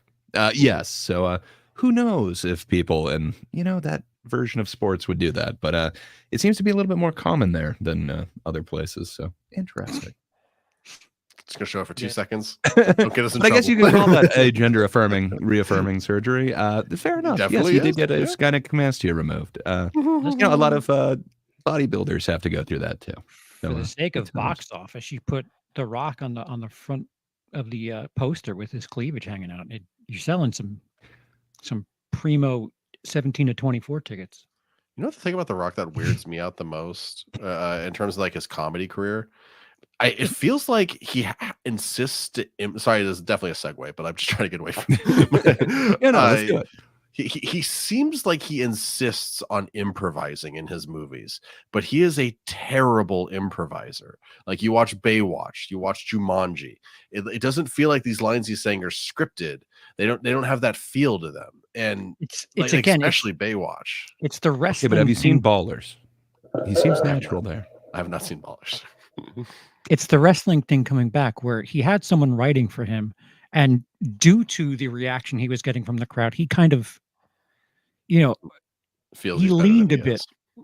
with the crowd. And if there's anything that's kind of sucks about filming is you don't have like the immediate, you don't find out what's working and what's not. Mhm. Well, Like, just he watch had that one. He had that one improvised line in Fast and Furious where he got that spit take from that guy, and that was an improvised line, and so now he has to improvise in all of his films, I guess. So he got one good reaction, and Yeah. he's forever doing it. You have That's to toe amazing. a fine line. If you watch Ghostbusters 2016, that is the other end of the spectrum where it's just like, do you have a script? Why is everyone just freeballing here? Can we try to get something down that will replicate for 2 takes, please? Well, I'm going to go off on a spiel here, and I think I've done it before. I'm a big improviser. It's been a minute since I've done it, but I've done way more improvising than any other acting I've ever done. I did it for a few months, like a half a year, like an improvised murder mystery show in Hollywood. There's a difference between improvised comedy. No, so like we had like set characters, but Yes, we did and? most of the stories and stuff. But anyway, there's a cadence and there's a rhythm to improvised comedy, and there's a cadence and a rhythm to scripted comedy. And if you like blend script and improvise, like you can kind of mix those together a little bit. But otherwise, like it makes for awkward silences, and like when you're filming it, like because like, you have to have 18 different cameras on everybody who's in the scene because you don't know who's going to say the funny thing because everyone's just improvising every step of the way. It ruins the pacing, and it just makes it less funny. Like improvised lines could be amazing in movies. Some of my favorite lines of all time are improvised. But like when it's all you have, it hurts the movie. We need strong scripts for comedies, not all improvisation. That's all I'm trying to say. That's all I'm trying to say. The thing about improvisation is usually an improv line. It's an accident. It's like take 3 out of 5. Yes. But yes. But 4 out of those 5 is a line that does not resemble. They did the source material, and then they like in editing. They're like, you know what, go with the thing that he just kind of did on the fly there. Well, 100%, because it's something that you don't think of. Like one of my favorite examples is from Parks and Recreation. Chris Pratt, I think like Leslie Knope is sick or something like that, and Chris Pratt's character is like, I'll look on the internet to see if I can find out what it is, but the computers on set weren't actually connected to the internet, so he types it into the web search and nothing comes out, and so he's like, Leslie, I think you have internet connectivity issues, and the writers have like for years been saying they hate Chris Pratt because that's funnier than anything they ever could have thought of because it's in the heat of the moment. You okay there, Charles? Just make Rosales big, please, because that's all I'm looking at. Oh, he moved. Damn it. That was awesome. No, that was a good You're minute. not straight. wrong. I appreciate the spiel, sir. Way too stand up for improv. Yes, and Yeah. Yes, and. So I don't know. I was kind of mocking Ballers before, but it is a show that he produced. I don't know if he had like a ton more in there, but he played kind of like a failed professional athlete who then was like an agent for them, and he gets to get pretty sleazy, and he has like a drug addiction. I've actually seen him go a lot further in that role than I have in a lot of other ones. When he can actually kind of get into a character, it seems like it's pretty cool, but it seems like he just keeps playing the same character and everything else, like everything mainstream. But some of his other ones are kind of fun. Kind of the Bob De Niro school of acting, isn't that though? I don't know if he has a method. If The Rock were serious about his craft, I feel like he should have at least had a cameo in Iron Claw, because he has history, he has experience in the industry, and he's worked with Zach. It's one of the greatest movies of last year, sir. Very, apologies. Do not go to that movie happy, because you will not leave happy. Okay. They had to cut out some of the real life sadness to make it believable. Yeah, and he's someone who has experience, decades of experience being a wrestler. He could have helped. You would assume that he could be convincing as a wrestler, and his acting history should have been a plus. Maybe sign on for $1 million to the budget. No, you sign on for scale, and you take something off the back end. And if you're that big a draw, you're going to make you are making money on your name. Fascinating. I win. He might have. No, you're not wrong. But like, he doesn't do this for the craft, for the passion. He does it for money, which is extremely obvious. Maybe that's just me, though. I'm sorry. Am I going to get sued now for The Rock for saying that? Like, Rosales, it's hard for us to know you're interrupting, or it's hard for us to know you're speaking because you're frozen. It's just true. Sorry, bud. But please go. That grimace is precious, though. Yeah, I was just nodding in agreement. Then I didn't think anybody knew it, so I had to verbalize that. True. Kind of like, Looks like you got a sick cinema bark for the blind. I'll have to narrate everything I'm doing. It does kind of inspire me, though. I want to get just a screenshot of and then if I do have to go off screen, I'll just pretend like I'm not. My camera's frozen. Yeah, great. I'm sorry, I have this set for Zoom meetings. That's awesome.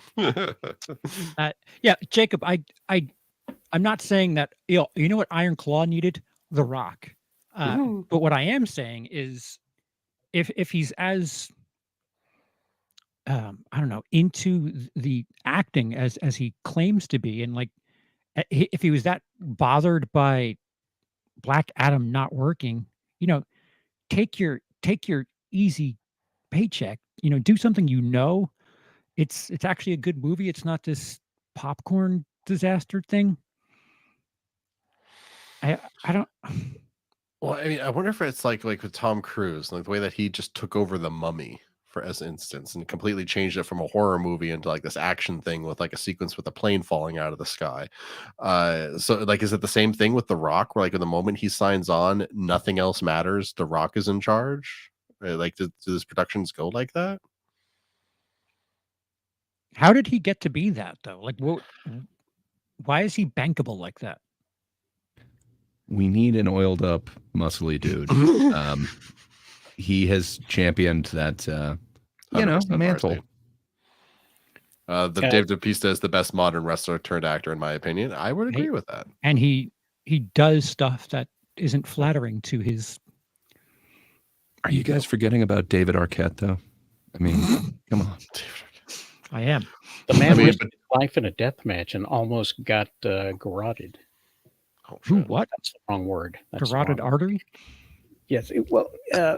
A fluorescent light bulb was cracked over his head, and as the guy finished swinging, the rest of it came down like this and went up into his neck. And he Who? tried to leave to get assistance, but the match was still going on. So he went in and laid down, and the guy pinned him, and then he went out of the ring because it was.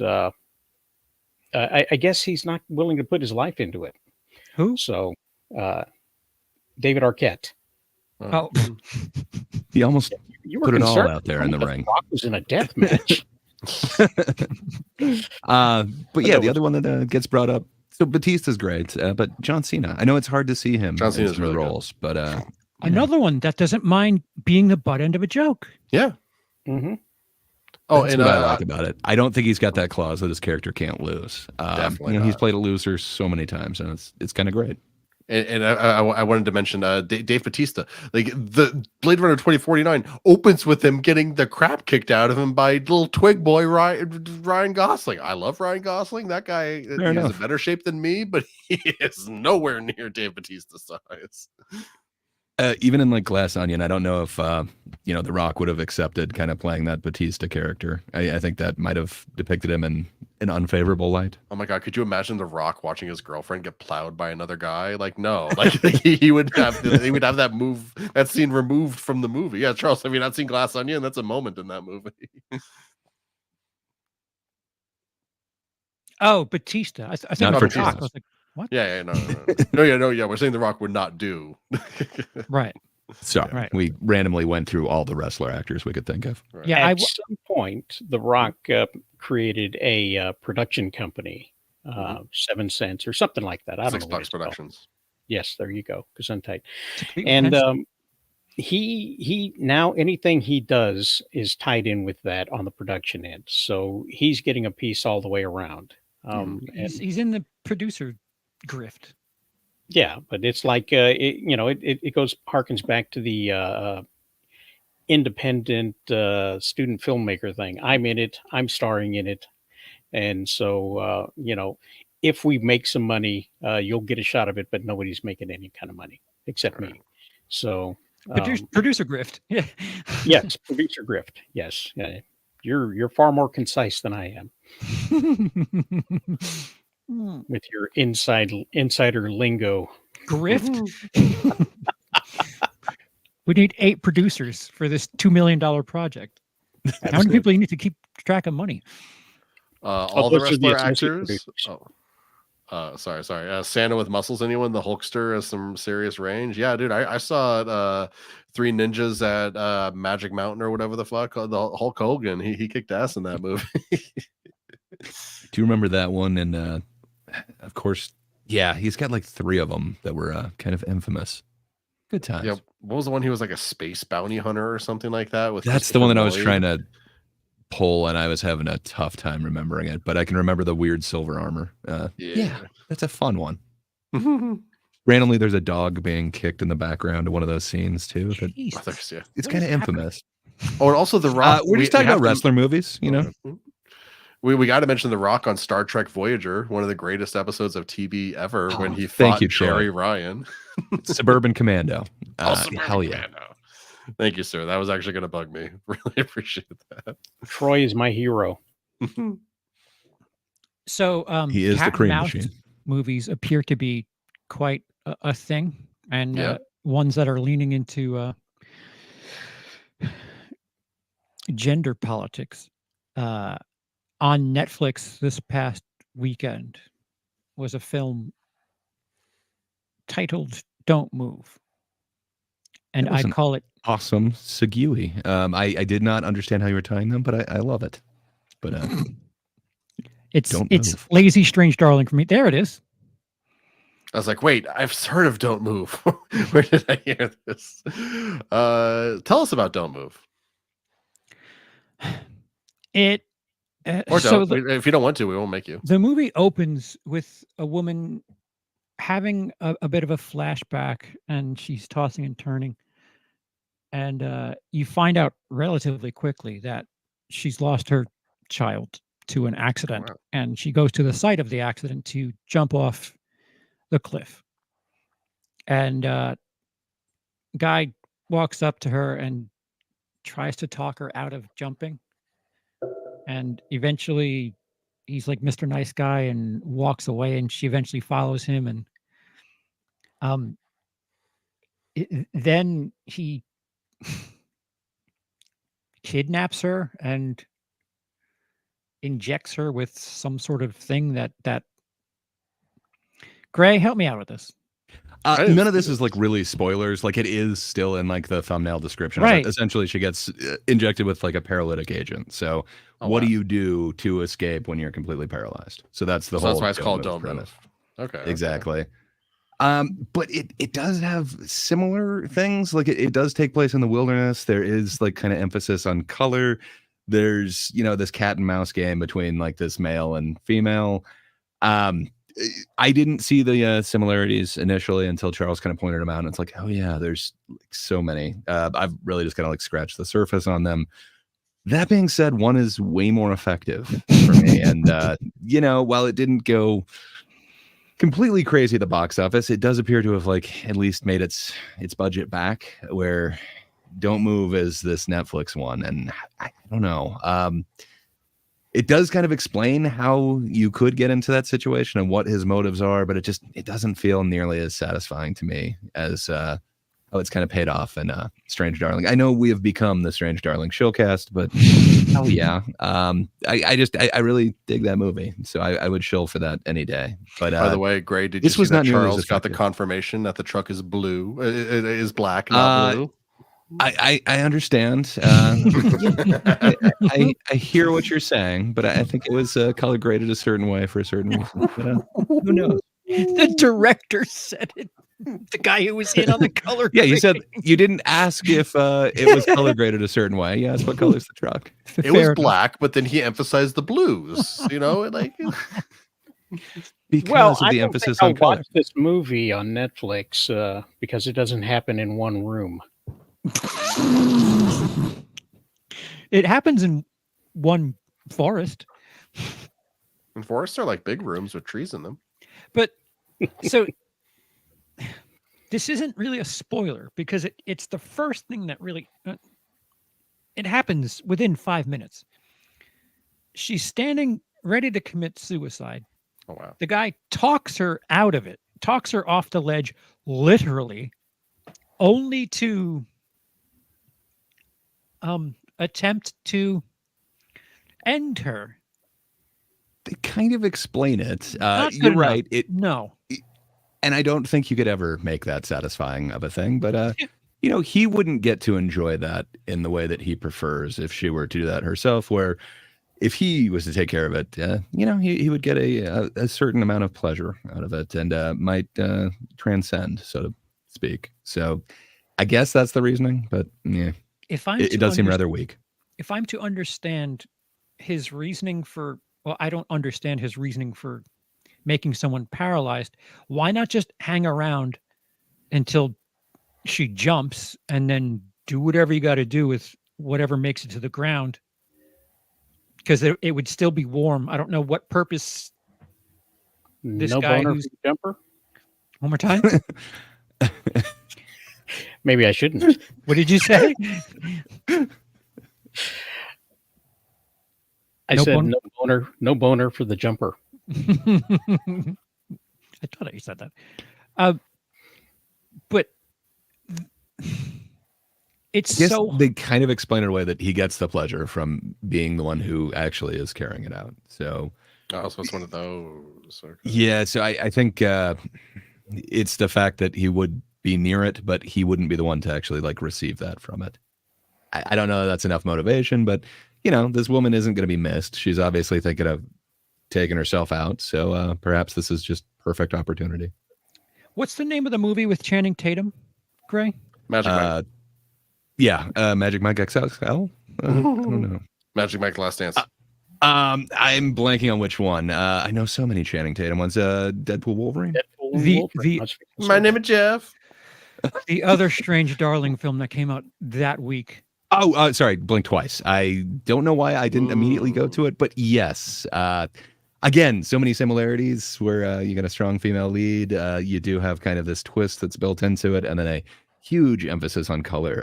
Yeah, that's just, again, scratching the surface. But yes, I think that one also kind of hits very close to this cat and mouse game thing. I feel like if you take what was it called? Blink twice. Blink Twice. Blink Twice, Don't Move, Strange Darling. Two words always.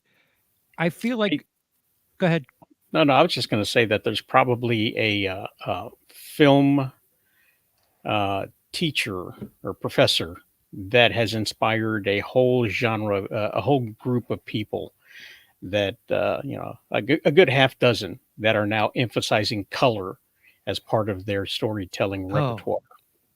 So somebody would- somewhere inspired these guys to do the exact same thing. I hope so. The problem is if you were to rank the three by rewarding experience, Don't Move is at the bottom. And I don't like the Zoe Channing has Tatum him one. beat. Was Don't Blink good or Blink Twice? I wanted to see it. I just kind of missed it. It's interesting in that it shows that Zoe Kravitz has like a certain way with the camera. She's got like an aesthetic to the film, but it didn't feel like that was all necessarily intentional as to why it's there. There's some really beautiful shots, but to me, it doesn't really all come together. It's worth seeing. I wouldn't say you got to rush out and see it in theater like I do with Strange Darling. It is not on that same tier to me. Okay. Yeah. But I want to see your next thing. I would say that Strange Darling is probably the least on the tip of everyone's tongue right now. And it's probably the one that's the best of those three films that covers something of a similar topic. Since we don't have a single female on the panel right now, what do you think Hollywood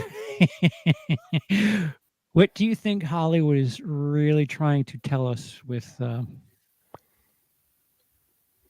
these types of films that are very close together on different formats of the scale of release? Man bad? Some of them are that, but at least two of them are man bad but woman badass. Yeah, but also manipulative. Like, I don't know. I think they all kind of tell a different kind of message, but I think it's showing that you could have kind of this mid-budget thriller that, it doesn't have to be this giant success, but it can really be engaging and you can really connect with the actual audience, and you can still have an artist doing their thing. I hope that's the message they're getting. Blink Twice wasn't incredibly underperforming or anything like that. I know it was at least in the top 3 the week that it was released. I want to say it got 1 that first week, but Strange Darling made its money back. I've heard quite a few people say that you've got to go out and see Don't Move or go to your Netflix and watch it. So I'm hoping that's the message, but I don't want to call them out personally, but there's like 3 different people that I've seen online that reviewed it that were saying like, see it, watch it. You must see it. What gender are they? 2 are male. 1, I am not sure how they identify. Well, I would question them if they said, "Too bad she got away." Huh. As far as But, story, is there?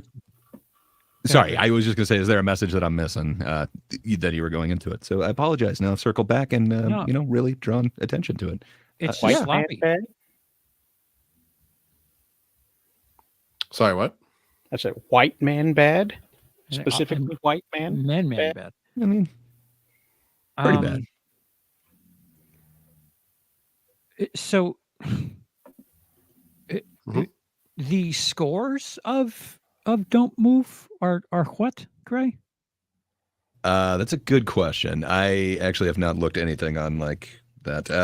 I'm vamping, but give All me, right, so just a moment. So it caused me to look into movies that are being exclusively released to streaming, and these are some of the movies that I would call mid to upper tier that have exclusively released to streaming. Apartment 7A, Rebel Ridge, Wolves, Woman of the Hour, Hitman, Roadhouse, and Ooh, I forgot Axel about F. Roadhouse. Ooh. Hmm. How Penguin, Marcy. are they Penguin. doing? Oh yeah, you recommend me any underrated TV show? Penguin's really good. I've heard. If you're looking for something horror based, From, it's on Prime, MGM Plus. I'm kind of obsessed with it. It's really good. Strong recommend. Very scary. Have you heard of Lost? Oh yeah. Yeah, no, the good way to describe From is Lost, but horror, like straight like take out all the goofy sci-fi stuff, just replace it with straight horror, and you have From. So sorry to circle back to those ratings. They're not as far off as I would think they are. So like on IMDb, Strange Darling gets like a 7.1.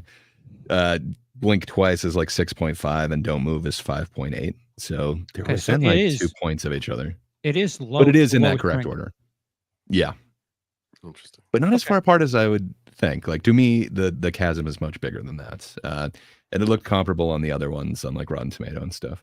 When you think about the Wild Robot that's in second, you can Mhm. rent it right now, and it's still doing quite well at the box office. And then you think about things that are being exclusively released to streaming that really are just kind of, eh. Does it even matter anymore? Like, are they just trying to fill their coffers with content, or does making something good matter? Making something good very rarely matters when you're at the executive level. It's that's it. Just full stop. What's But they What's interesting is that there was the playbook for the CW was create content, because then we'll be able to license it out and make our money then. They didn't care really about the ratings. They didn't care about how much it cost to make. They just wanted to make content that they could use on the secondary market, which was sort of the secondary thought originally with television. If you could possibly get to 100 episodes, then you could go into syndication. Mhm. I don't think syndication, does that still exist? I don't know. Yes. Yes. I think so. But, Not as yeah, big the a thing as it secondary used to market- be. Well, that's though. what Rick and Morty, they wanted that 100 episodes exclusively But- for Yeah. syndication. Oh, shit. But that's the thing. And Like everyone working on those shows, they kind of know that, and that's the goal of it, right? Where I yes, think with these streaming things, at least according to like Doug Lyman, like he thought that Roadhouse was going to theaters, and he really felt kind of Yeah. screwed over when it went straight to Prime, I believe. And then I think he also thought that there was a possibility of release of The Instigators, I think was his other one from this year. That I actually he also liked it, thought too. was. Yeah. I liked both of them. I think you're gonna have issues when you remake a classic, but if it's not seen through the Roadhouse lens, like I don't know, it's not the worst movie I saw this year. yeah. Well, but if you think about before Disney started doing things, Netflix had, they had Stranger Things, which I guess they're making another season sometime soon. Oh yeah. But all of the Marvel shit, the Jessica Jones, the Daredevil, Mm. that was good. Yeah. Well, mostly good, and then it got really bad, but it started very strong. But it just seems like they're content making 2.5, 3 out of 5 star shit, and just Well, constant. Netflix will go about 2 seasons if it's not pulling in what it should, or be it the whatever it is that they're looking for. I don't know streaming, so I don't know what it is they're looking for. But if a show doesn't do it, it will be canceled after the first season. What was that? The Jupiter Rising or whatever that was, that superhero series that they put out. They spent a lot of money on Jupiter Ascending, Jupiter something, Jupiter something. Ascending was a film. Yeah, but Oh. they had a series that was based on a comic. Oh, book. Jupiter's Legacy. That's the one. That's the one. I forgot And about that. they were releasing the episodes. I don't think they released them all at the same time like they normally did. So there was a little bit of experimentation there, but they went on ahead and Alexa, stop. Knock it off, Alexa. But before the show was completely distributed out for everyone to see, they canceled it. So there was not going to be any season 2 on that because it did not reach whatever level of whatever it was, be it viewership, be it hours watched. They didn't have people subscribing and sticking to it because of it. And so they got rid of it. Stranger Things is an outlier that does not explain the entire way that they do things at Netflix, because it's going into its 5th season, and that's unheard of for Netflix. It's usually 1 or 2, and then everybody's aged out or whatever, and they cancel it. Well, there's been a few It's things that spin it like off into a bunch of Emily in movies, Paris so. got 3, Umbrella Academy got 5, the Orange is the New Black got 5 or 6. So it happens. It just depends on the rating and how well they're That's what I'm received. saying. It depends on Yeah. whatever it is that they're looking for, but a good bulk of what they've produced has not gone that far. Well, people are scared to let shows grow these days. Like, and this is a video I've been wanting to make for a while, but if you were to make today the Star Trek that we got in the 90s, like if you were to try to make Deep Space Nine today, it would get canceled in its first season. And one of the greatest TV shows of all time would never get its chance to become one of the greatest TV shows of all time because it had a rough first season and it wasn't allowed to grow into what it became. And like, it's not just Deep Space Nine.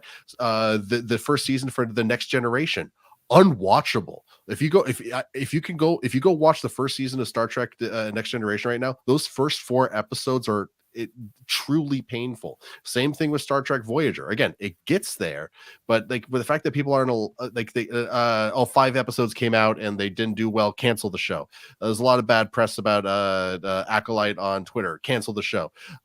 People aren't really watching Willow as much as we wanted to, cancel the let's show. delete it from existence. Yeah, it's not really fair to say that it didn't do so well because it started off on UPN, True, very true too. a channel that did not have as many outlets as some of the others, and one that was dead within a year. So No, yeah, you're absolutely right about that.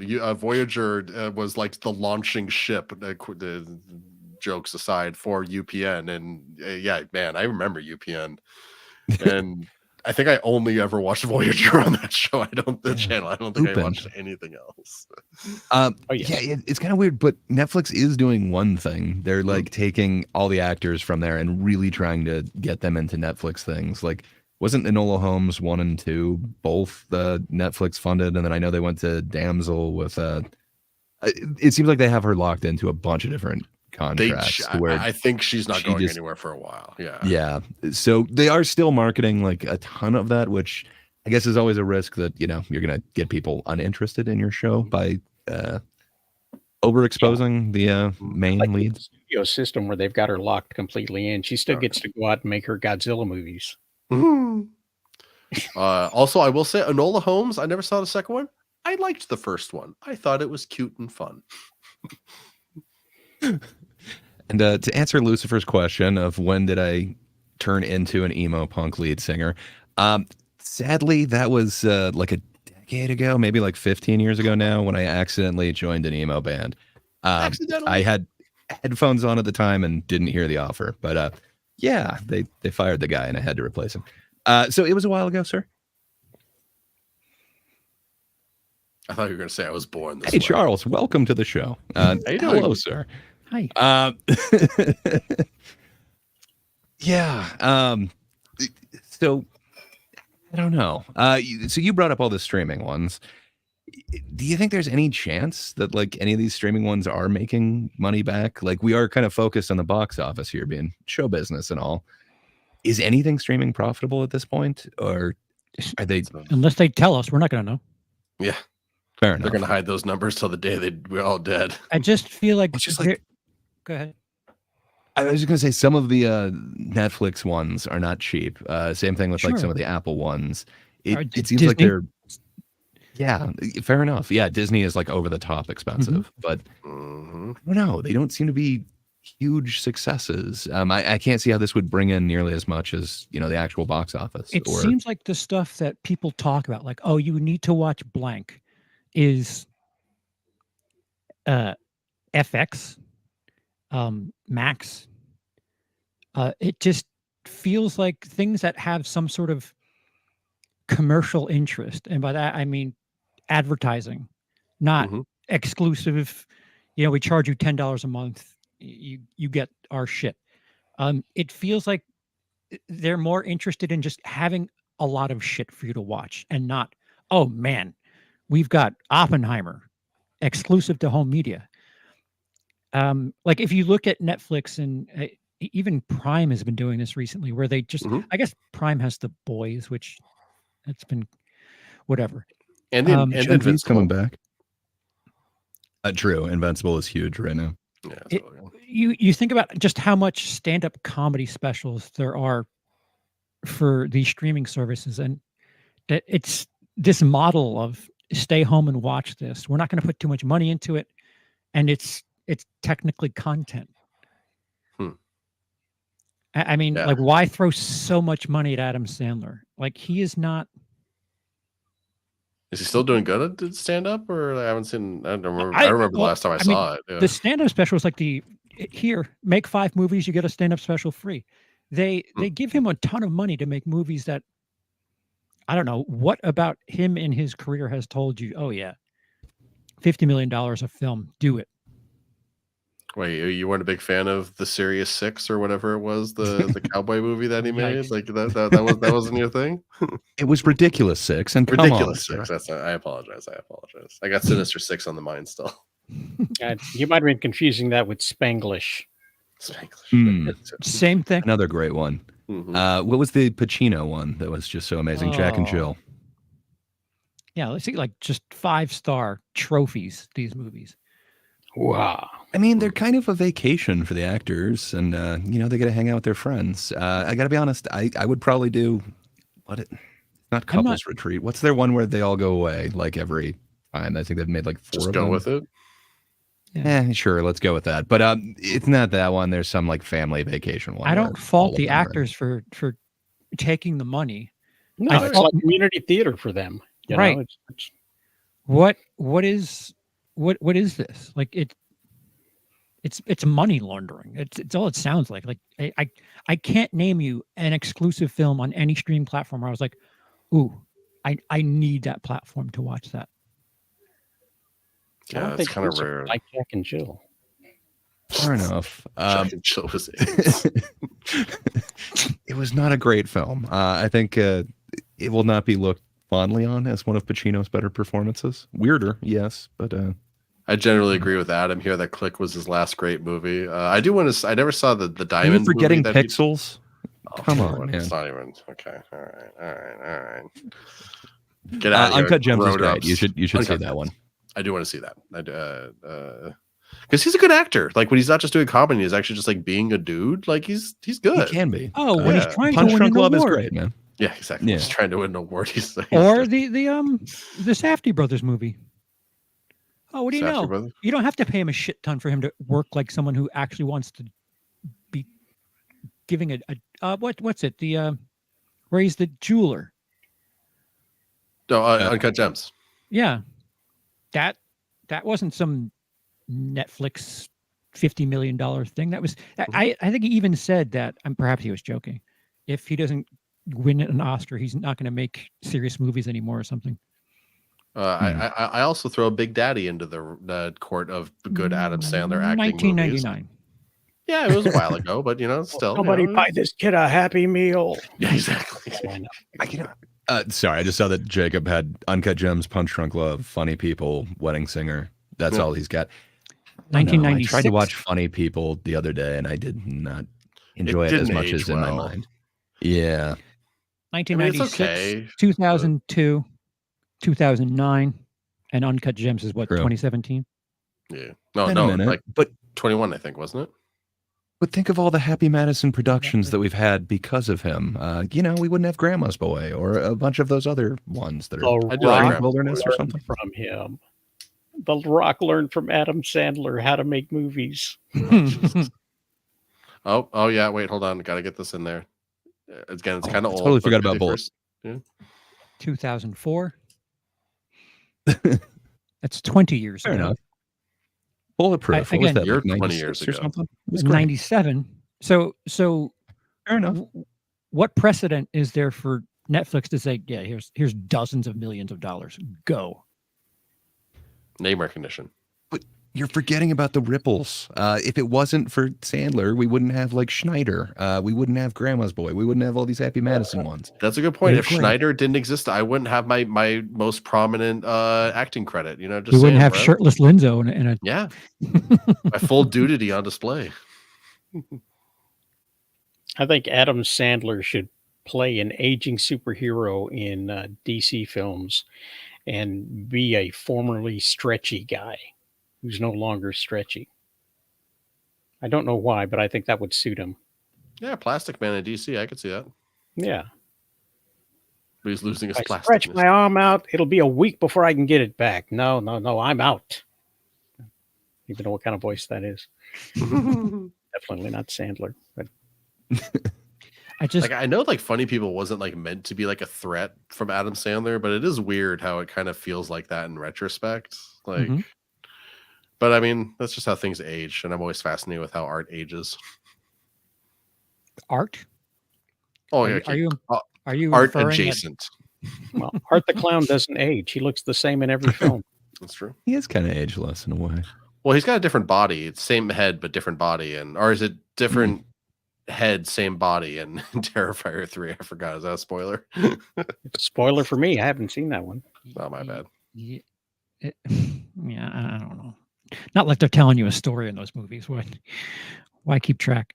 Oh, that's why I forgot. Charles isn't on the Terrifier's secretly deep train. Ooh. I just so back to the show. Sorry. You're talking Terrifier. We're not talking the show or box office. Well, Sandler's box office days are kind of behind him. Yes. I'd say they're Back kind of that one. terrifying these days. But what do we got coming up this week? I don't think there's any new releases until the 15th, right? No, Sure, too, gets a little bit Heretic. harder. Oh, Heretic. I do want to see that. Actually. Heretic's November 8th, and then so is Small Things Like These. But those there aren't a lot of big ones being released this week. What's small things like these? I forget, but I wrote it down on a list that I was Okay. interested in. So good question. I could Google it really quick. No, you're good. I really want to see Heretic, though. That just looks like good old fun, spooky times with religious themes. And sadly, Jacob Benson, show's executive producer, said that he was able to go what? see it, and sadly, he is not enjoying it as much as a lot of other people were. So Do remember him I saying know. something like that. That's, That's right. that does not bode well for it. I'd heard nothing but good things, so I'm hoping. Well, we're all now obligated to say bad things about the movie after we see it. So, Fair we'll deal with that next week, though. Nora gets pushed a little wider. I want to see that. Oh, nice! I It does do want seem to see that actually one. Pretty good. It is This- not around here. Let's see, there's a movie called Elevation coming out in theaters on the 8th. Something called The Best Christmas Pageant Ever as well. I saw a trailer for that today. Actually, when I went to go see Didgeridoo here. Wow, no. So, so the best Christmas pageant ever. It's like it's based on a book, and it's about like this town. They're putting on their Christmas pageant, but like the poor family in town. His kids are going to be a part of it, but they're like bullies and rough and tumble and all of that, and the whole town's gonna like come together and I guess make a happy Christmas for everyone. I don't know. I was watching the trailer being like, I feel like I'm watching the entire movie right now. It's one of those. Probably the complete plot of the movie. Pretty much. But let's see. There's also, let's see, of course, Heretic, Overlord, The Sacred Kingdom. That's also in wide release. And Conclave expands out and comes out in more theaters as well. Nice. As well as a movie called Weekend in Taipei in limited release. That's cool.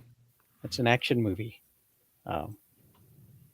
Wait, the Sacred Kingdom thing. There's no way that's a sequel to Overlord, the like World War II Nazi movie, is it? No. This is a cartoon one. That'd have been sick. I love Animated. Overlord. Yes. But, After 12 years of playing his favorite MMORPG game, Momonga logs in for the last time only to find himself transported into its world. Cool. So there's that. I love a good isekai. Gesundheit. So the other one opening, I think it's more of like an art house one, but it's small things like these. It's leading up to Christmas of 1985. Coal merchant Bill Furlong, who's played by Cillian Murphy, discovers a local convent that makes him confront the secrets of his Irish town in New Ross. So it seems like an interesting one, but I'm sure it's heavy in the drama. Small things like these. Oh, okay. Yeah, I do want to check that out. Any But box I'm sure office that won't be in the predictions top 5. for next week? Do we Yeah. think Venom's going to hold true, or is Heretic gonna unseat it? Good question. Are there any predictions for this? I think coming Heretic box is going to unseat here at number 5. Probably. office? Look, if Here is in the top 5 next week, I will be a very happy and confused Lindsay. Let me just tell you. Okay, so it was 26 this weekend, or 26-ish. Might go up, might go down. So let's say 12 to 14 million next weekend for Venom, unless it has just a horrendous fall and just plummets off the face of the earth. Do we think Heretic can pull 15 million? It's a good question. It is A24. It is A24. I don't know. That seems rather ambitious. I would assume not, but we are kind of in spooky season-esque. Smile 2 has been holding on pretty well, so maybe people want something new. So according to Slash Films, Heretic is eyeing a 9 to 16 million debut. Yeah, so I'm just not thinking it's going to hit 1. I don't think Venom's going to be unseated like that, but I guess that's my prediction. What about you, Charles? You've been quiet. You can test as to what Hugh Grant's draw still is. So That's a very good question. It's a very good point. Will, you hit your spring. That means you want to talk, right? Did you call me Will? Yeah, Mr. Screedia. Mr. Senior Screedia. Senor Scridia. You have the microphone, sir. Mr. Scridia. So in America, Mhm. there's something of an event happening this week. I don't know what that's going to do for the weekend. Ooh, so you're not sure theaters are still going to be there? America might not still be here. I'm not. Right. Oh, there's a good chance they could be on fire. That's true. I'll still be in theaters watching if they're on fire. Pick your outcome, and I'll tell you how there can be unrest. Like genuinely. Okay. I think it's a perfect weekend to avoid reality and go to a movie and forget yourself. I'm down with that. So could be a having big said that, weekend. do you think going to a religious thriller would be the best way to escape modern news and shit? Yes. Depends on who wins. See? Well, I guess the question is, what's going to be the most distracting from reality? Will Venom actually distract you from reality? Or are you going to be so bored while you watch it, your brain keeps going back to reality? Do you want to be here? Like, come on, you want to be there? Like, go to Wild Robot, escape. Actually, a Wild Robot, wow, that would be incredible if Wild Robot manages to come in first next weekend. Wild Robot for the top 5. That's my play right there. Oh, It 100%. is an escape, and it's quite charming. You know, Me Seeks the Robot. It's great. Go see it. Hmm. Senor Escridia. Look at that. Yeah, I don't. This is a weird. I mean, because I thought that juror number 2 was going to be the big wide release this weekend. Apparently, they're So staggering it, which is- limited of theaters, though, and apparently the other claim is that like there were no kind of press screenings of it. Nobody really was getting any sort of information. It was kind of like they just wanted to get maybe the minimum so that it could get the nods and just kind of away with it. Right. That is I don't not know. confident. Yeah, Is that Warner and it's too? not. Because it is Warner because they're licking their wounds from Joker too. It's not a bad film. I don't think I kind of like reviewed it or anything like that. It's not a bad film. It does feel like you've kind of seen like a drama kind of like this before, but it's Did your uncle really take well you to see it? acted. It's no, I ended up seeing it in one of the 50 apparently. Nice. But yeah, it was not a super packed auditorium. I don't know, which was kind of sad. It was like the first screening of the day, so that could be why. But It's got a Yeah. budget of 35 million, so that's not an unreasonable amount to try and make back. But Juror 2 is 12 Angry Men, but not as good. it's similar. Like you're not just in the one room. Like this doesn't have that gimmick. That would be a fun gimmick. But instead, the juror is more involved in the case than anyone from 12 Angry Men. I don't know. It leaves you with kind of an interesting feeling, and then it has kind of an abrupt cut at the end. So it's interesting. It's worth seeing, but yeah, I don't see that just taking off or anything like that. But it might get a nod during award season. We'll see. Yeah, well, the Oscars are notorious for giving IOU Oscars and not you deserve this Oscar. yes, unfortunately. Those are, you deserve this Oscar 20 years ago. This is for that thing that we didn't give it to you for. But this is But it's not bad. indistinct I award. wouldn't say like this is a horrible movie or anything like that. I don't think it's like my top 10, but yeah, it's not bad. The fact that they're pushing the schedule around says something, Interesting. and it's not confidence. That's all I. But Warner's is like so bad at like dictating taste these days. I feel like this movie could be like secretly incredible, but like David Zaslav's like, I'm bored. So they're just like killing it, even though it's like maybe the best movie of the year. I don't know. I don't trust Warner's on any level these days. They're such crackheads. It's insane. It's what Charles just keep nodding, just keep agreeing with me forever and ever. But they're learning. They're Are learning. they? Spooky I think mustard. they are. I think they are learning. And it's not just because I own a significant amount of stock. Oh, They are learning. Ye- No, it goes down. I keep buying more. I can't help it. I keep Sir, buying- are you David Zaslav? You need to admit to me right now if you're David Zaslav. No, I make worse decisions than he does. That's almost impressive. All of my films you can see on YouTube and Amazon, so they're available there. Well, almost one, except for the award-winning one.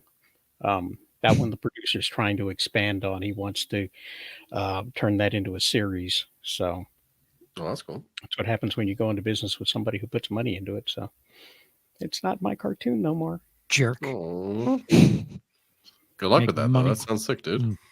Yeah. I mean, thank you.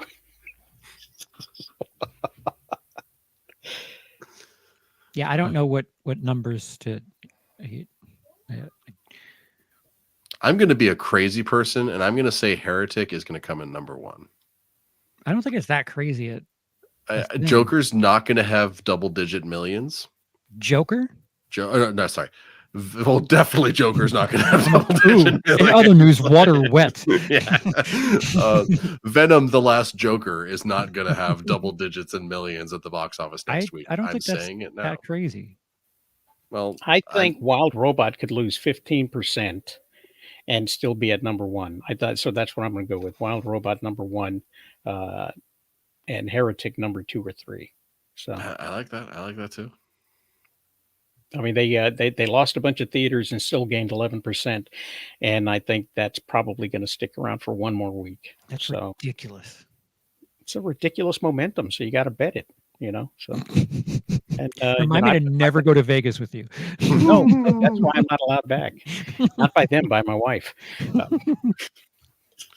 My favorite Vegas story, I just walked by a roulette table and I see, because they've got the previous numbers, the last like 5 have all been black. So I'm like, 20 on black. Oh my God, I won. Let it ride. Oh my God, I won again. Oh my God, I won again. Oh my God. Okay, no, I have to stop now. Just stop now. Next one was red. I just walked by a table and made like $400. It was amazing. That's awesome. I remember you. I was red the whole time. Oh, you bastard. Yeah, I wish I had that experience, man. I have never had that in my life. Dude, you have no idea how badly I wanted to let it ride one more time. I was like, no, just stop. Stop while you're ahead, Lindsay. If you turn $5 into 50, that's awesome. I agree with that, honestly. I'm usually that guy that goes up to the super gimmicky like slot machines and just puts in like $10 until he's out of it. But every now and again, you turn the 10 into 40, and it's like, oh, okay, that's good for what today. Oh yeah. When doing things like that, if I turned $10 into 20, I would take the 10 back and Instantly go to the next machine. Yeah, here's my money, and I'll just press the winnings. There you go. Take That's your what 10. happened. That's exactly what happened. Joker made how much? All right, we're going to green light that. We're going to green light the Batman and the sequel. 5 times the okay? budget. And Let's do this. And do a Penguin TV series. We're letting it all. What happened with Joker 2? It was the best musical of the year. That's all. So I think Heretic won, Venom 2, Robot 3. And I'm not Heretic comfortable with any of that. mhm. Well, Heretic 3 at best. Sadly, I don't know. I think because Robot was over 9 this time, right? I'm thinking Heretic's going to open around 9. I don't know. I'll go Venom Heretic or Venom Robot Heretic. Why not?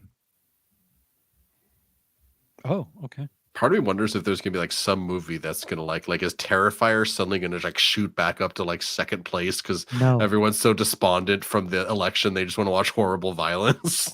No, because we'll be looking at The Purge starting on Wednesday. Oh, fair. Okay, yeah. That'll make a strong comeback. The Purge too into number one at the box office somehow. No, I'm sticking with Wild Robot 1, Venom 2, and Heretic 3. So I honestly like that a lot. Yeah. I don't hate Adam's choice of Venom Heretic Robot, but it's pretty Yeah. I don't know. I got a feeling people want to escape a little bit more. Charles convinced me with this whole, do you want to see a religious horror right after what some people could consider the end of time? The end horror. times. We'll see. a religious horror. IRL. I'm not going to be allowed to leave the country in a week. But Where do you think you're going, buddy? Kicked out either way. it's worth saying though that whatever happens over the course of the next 2 to 3 days, show business will always be here to help you through the hard times. No, we won't. We show business minus Charles going forward will always be here for everyone in our times of need. So tune in next week and we'll avoid politics. Sure, it won't come up. Charles, how's 31 for 30 going for you, by the way, buddy? Do you even know what my branding is? Because There's another one in there somewhere. Yeah, no, how's 15 for 17 doing? Look, I'm 29 for 8s, and I'm trying to do the best I can. Okay. Yeah, it's Sounds like my doing all betting average. right. Starting to pack. Mhm. I don't know if I'll be joining you guys next week or the week after. I might be here a little bit of next week and Mhm. none of 2 weeks from now, none of next week. Some of you just be surprised if I'm here. Don't be if I'm not. Okay. But yeah, getting ready to head over the water. Fingers crossed you make it to the other side of the water. I'll make it there, but whether or not they let me walk around is the other thing. Okay. Like, nope. Oh, it's that Charles guy again. Put him back on the plane. Send him back. Into the aquarium with you. I remember hard drives are carry on at this point. I already paid for the insurance. I I don't think I'm Nice. covered if I Wade lose. Jr. was on the ballot where I voted. Just say that. Wait, what? I said, if they ask you for any kind of reason, just say, thank God RFK Jr. was still on the ballot where I voted. Just get out of everything. Jill Stein. Woo! Green Party. Well, what about you, Mr. Gray? You got anything coming up this week? Yeah, November. It's a month. So yeah, I want to actually put out content here. So the goal is to do 2 videos a week. So they should be coming out real soon. I am working on that Joker manifesto or whatever the hell you want to call it. At this point, there's just so much criticism. It has taken me way longer, and the scope of this has become huge. But yeah, I just feel like there's a lot of unfair criticism towards that. So eventually that's going to come out in November. Oh, yeah. But until then, other content. And hey, if you just can't get enough of me, and hey, everybody else on this panel has been on this show before. But yeah, there is this channel, YouTube at That Darn Kidda, who just happens to have thinkers on Thursdays. And what exactly is a think? Well, it's when a group of people from like 3 or more different continents get together and disagree about everything. And while we don't have a particular theme kind of chosen this week, I find it hard to believe that there isn't some world-affecting event that's going to happen in the next couple of days that might take up most of it. So I'm pretty sure we're all going to disagree about it, but we're going to leave amicably. So yeah, if you want to have a think, come join us Thursday morning on That Darn Kidda's channel. And then, of course, if you just can't get enough after that, go to Rosales' channel after that, Friday, or Rosales After Dark. I know this says Super Sunday and is showing you times for Sunday morning, which, join him there as well. But he has another show that is Rosales After Dark, which same place, YouTube at Rosales Comics, or Rosales Comics, if you must. But, it happens after dark on Fridays, and it gets a little bit spicier. So come join us there. That's about all I got going on. I've plugged some of your stuff, but what do you have going on, Mr. Rosales? Well, this coming Friday on After Dark, we're either going to be talking about conspiracy theories or we'll be saying a rosary. So it just depends on what happens. Maybe both. Yeah, who knows? Maybe this will be the election that Chuck Norris finally wins, and then we're all just kind of sitting there being like, well, what now? Holy smokes, write-ins work. Yeah, what was it? The Libertarian Party? There was like 50 people on the ticket? Yes. Well, I mean, Vermin Supreme is a mandatory, the guy with the boot on his head. I still love the fact that in 2016 early polling, D's Nuts was like a solid 3rd place. So that was awesome, But Sunday we'll be doing a wrap up of the week's events. We may talk about some of the things that we talk about here, not in as much detail on Sunday. We also cover some wrestling on occasion, and Bob may be back with sports and talk about what kind of sports we've got coming up. So we're looking forward to Bob making bail. Oh, yeah. Yes, we are. Hope the arraignment goes well. Yes. That leaves you, Lindsay.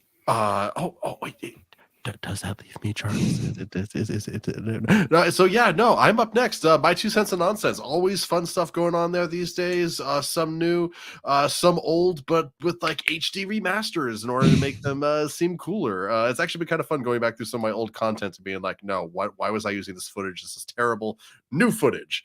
But there's always kinds of new stuff going on there. And if you haven't noticed tonight, I think my microphone sounds a little bit different. I've got some stuff going on.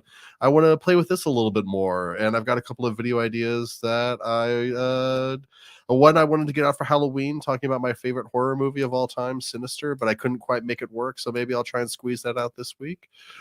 Maybe That Darn Kidda should do a thing about the Electoral College. That'll definitely end amicably. But yeah, no, that's what's going on with me. Check me out. I always got new fun stuff, and I'm finding my radio voice, as you can tell right now, as I'm just vamping and just saying words. It's impossible in the same stream with Gray, just for the record. Oh, I'm aspiring to get like 10% of what Gray is. That is my current life goal. You're too kind. You're Gray is the goal. You surpass me in so many ways. For radio voices at 33 minutes past the hour. I mean, maybe for timekeeping and Garctic phone, but you did a great job the other day, Rosales. It was amazing. You know, it was like wearing my daddy's shoes, is what it was, because they were way too big to fill. Hell yeah. That was a shit show anyway. The fucking Little thing bit. wasn't working. I couldn't see the chat. That Ooh. was a disaster. Yeah. Then Kid Mike makes- Mux. Yeah. F Mux. Oh God. Muck, more like it. Yeah. Muck. That's what it stands for. It's almost like Ev Mux sucks. End stream. Mm.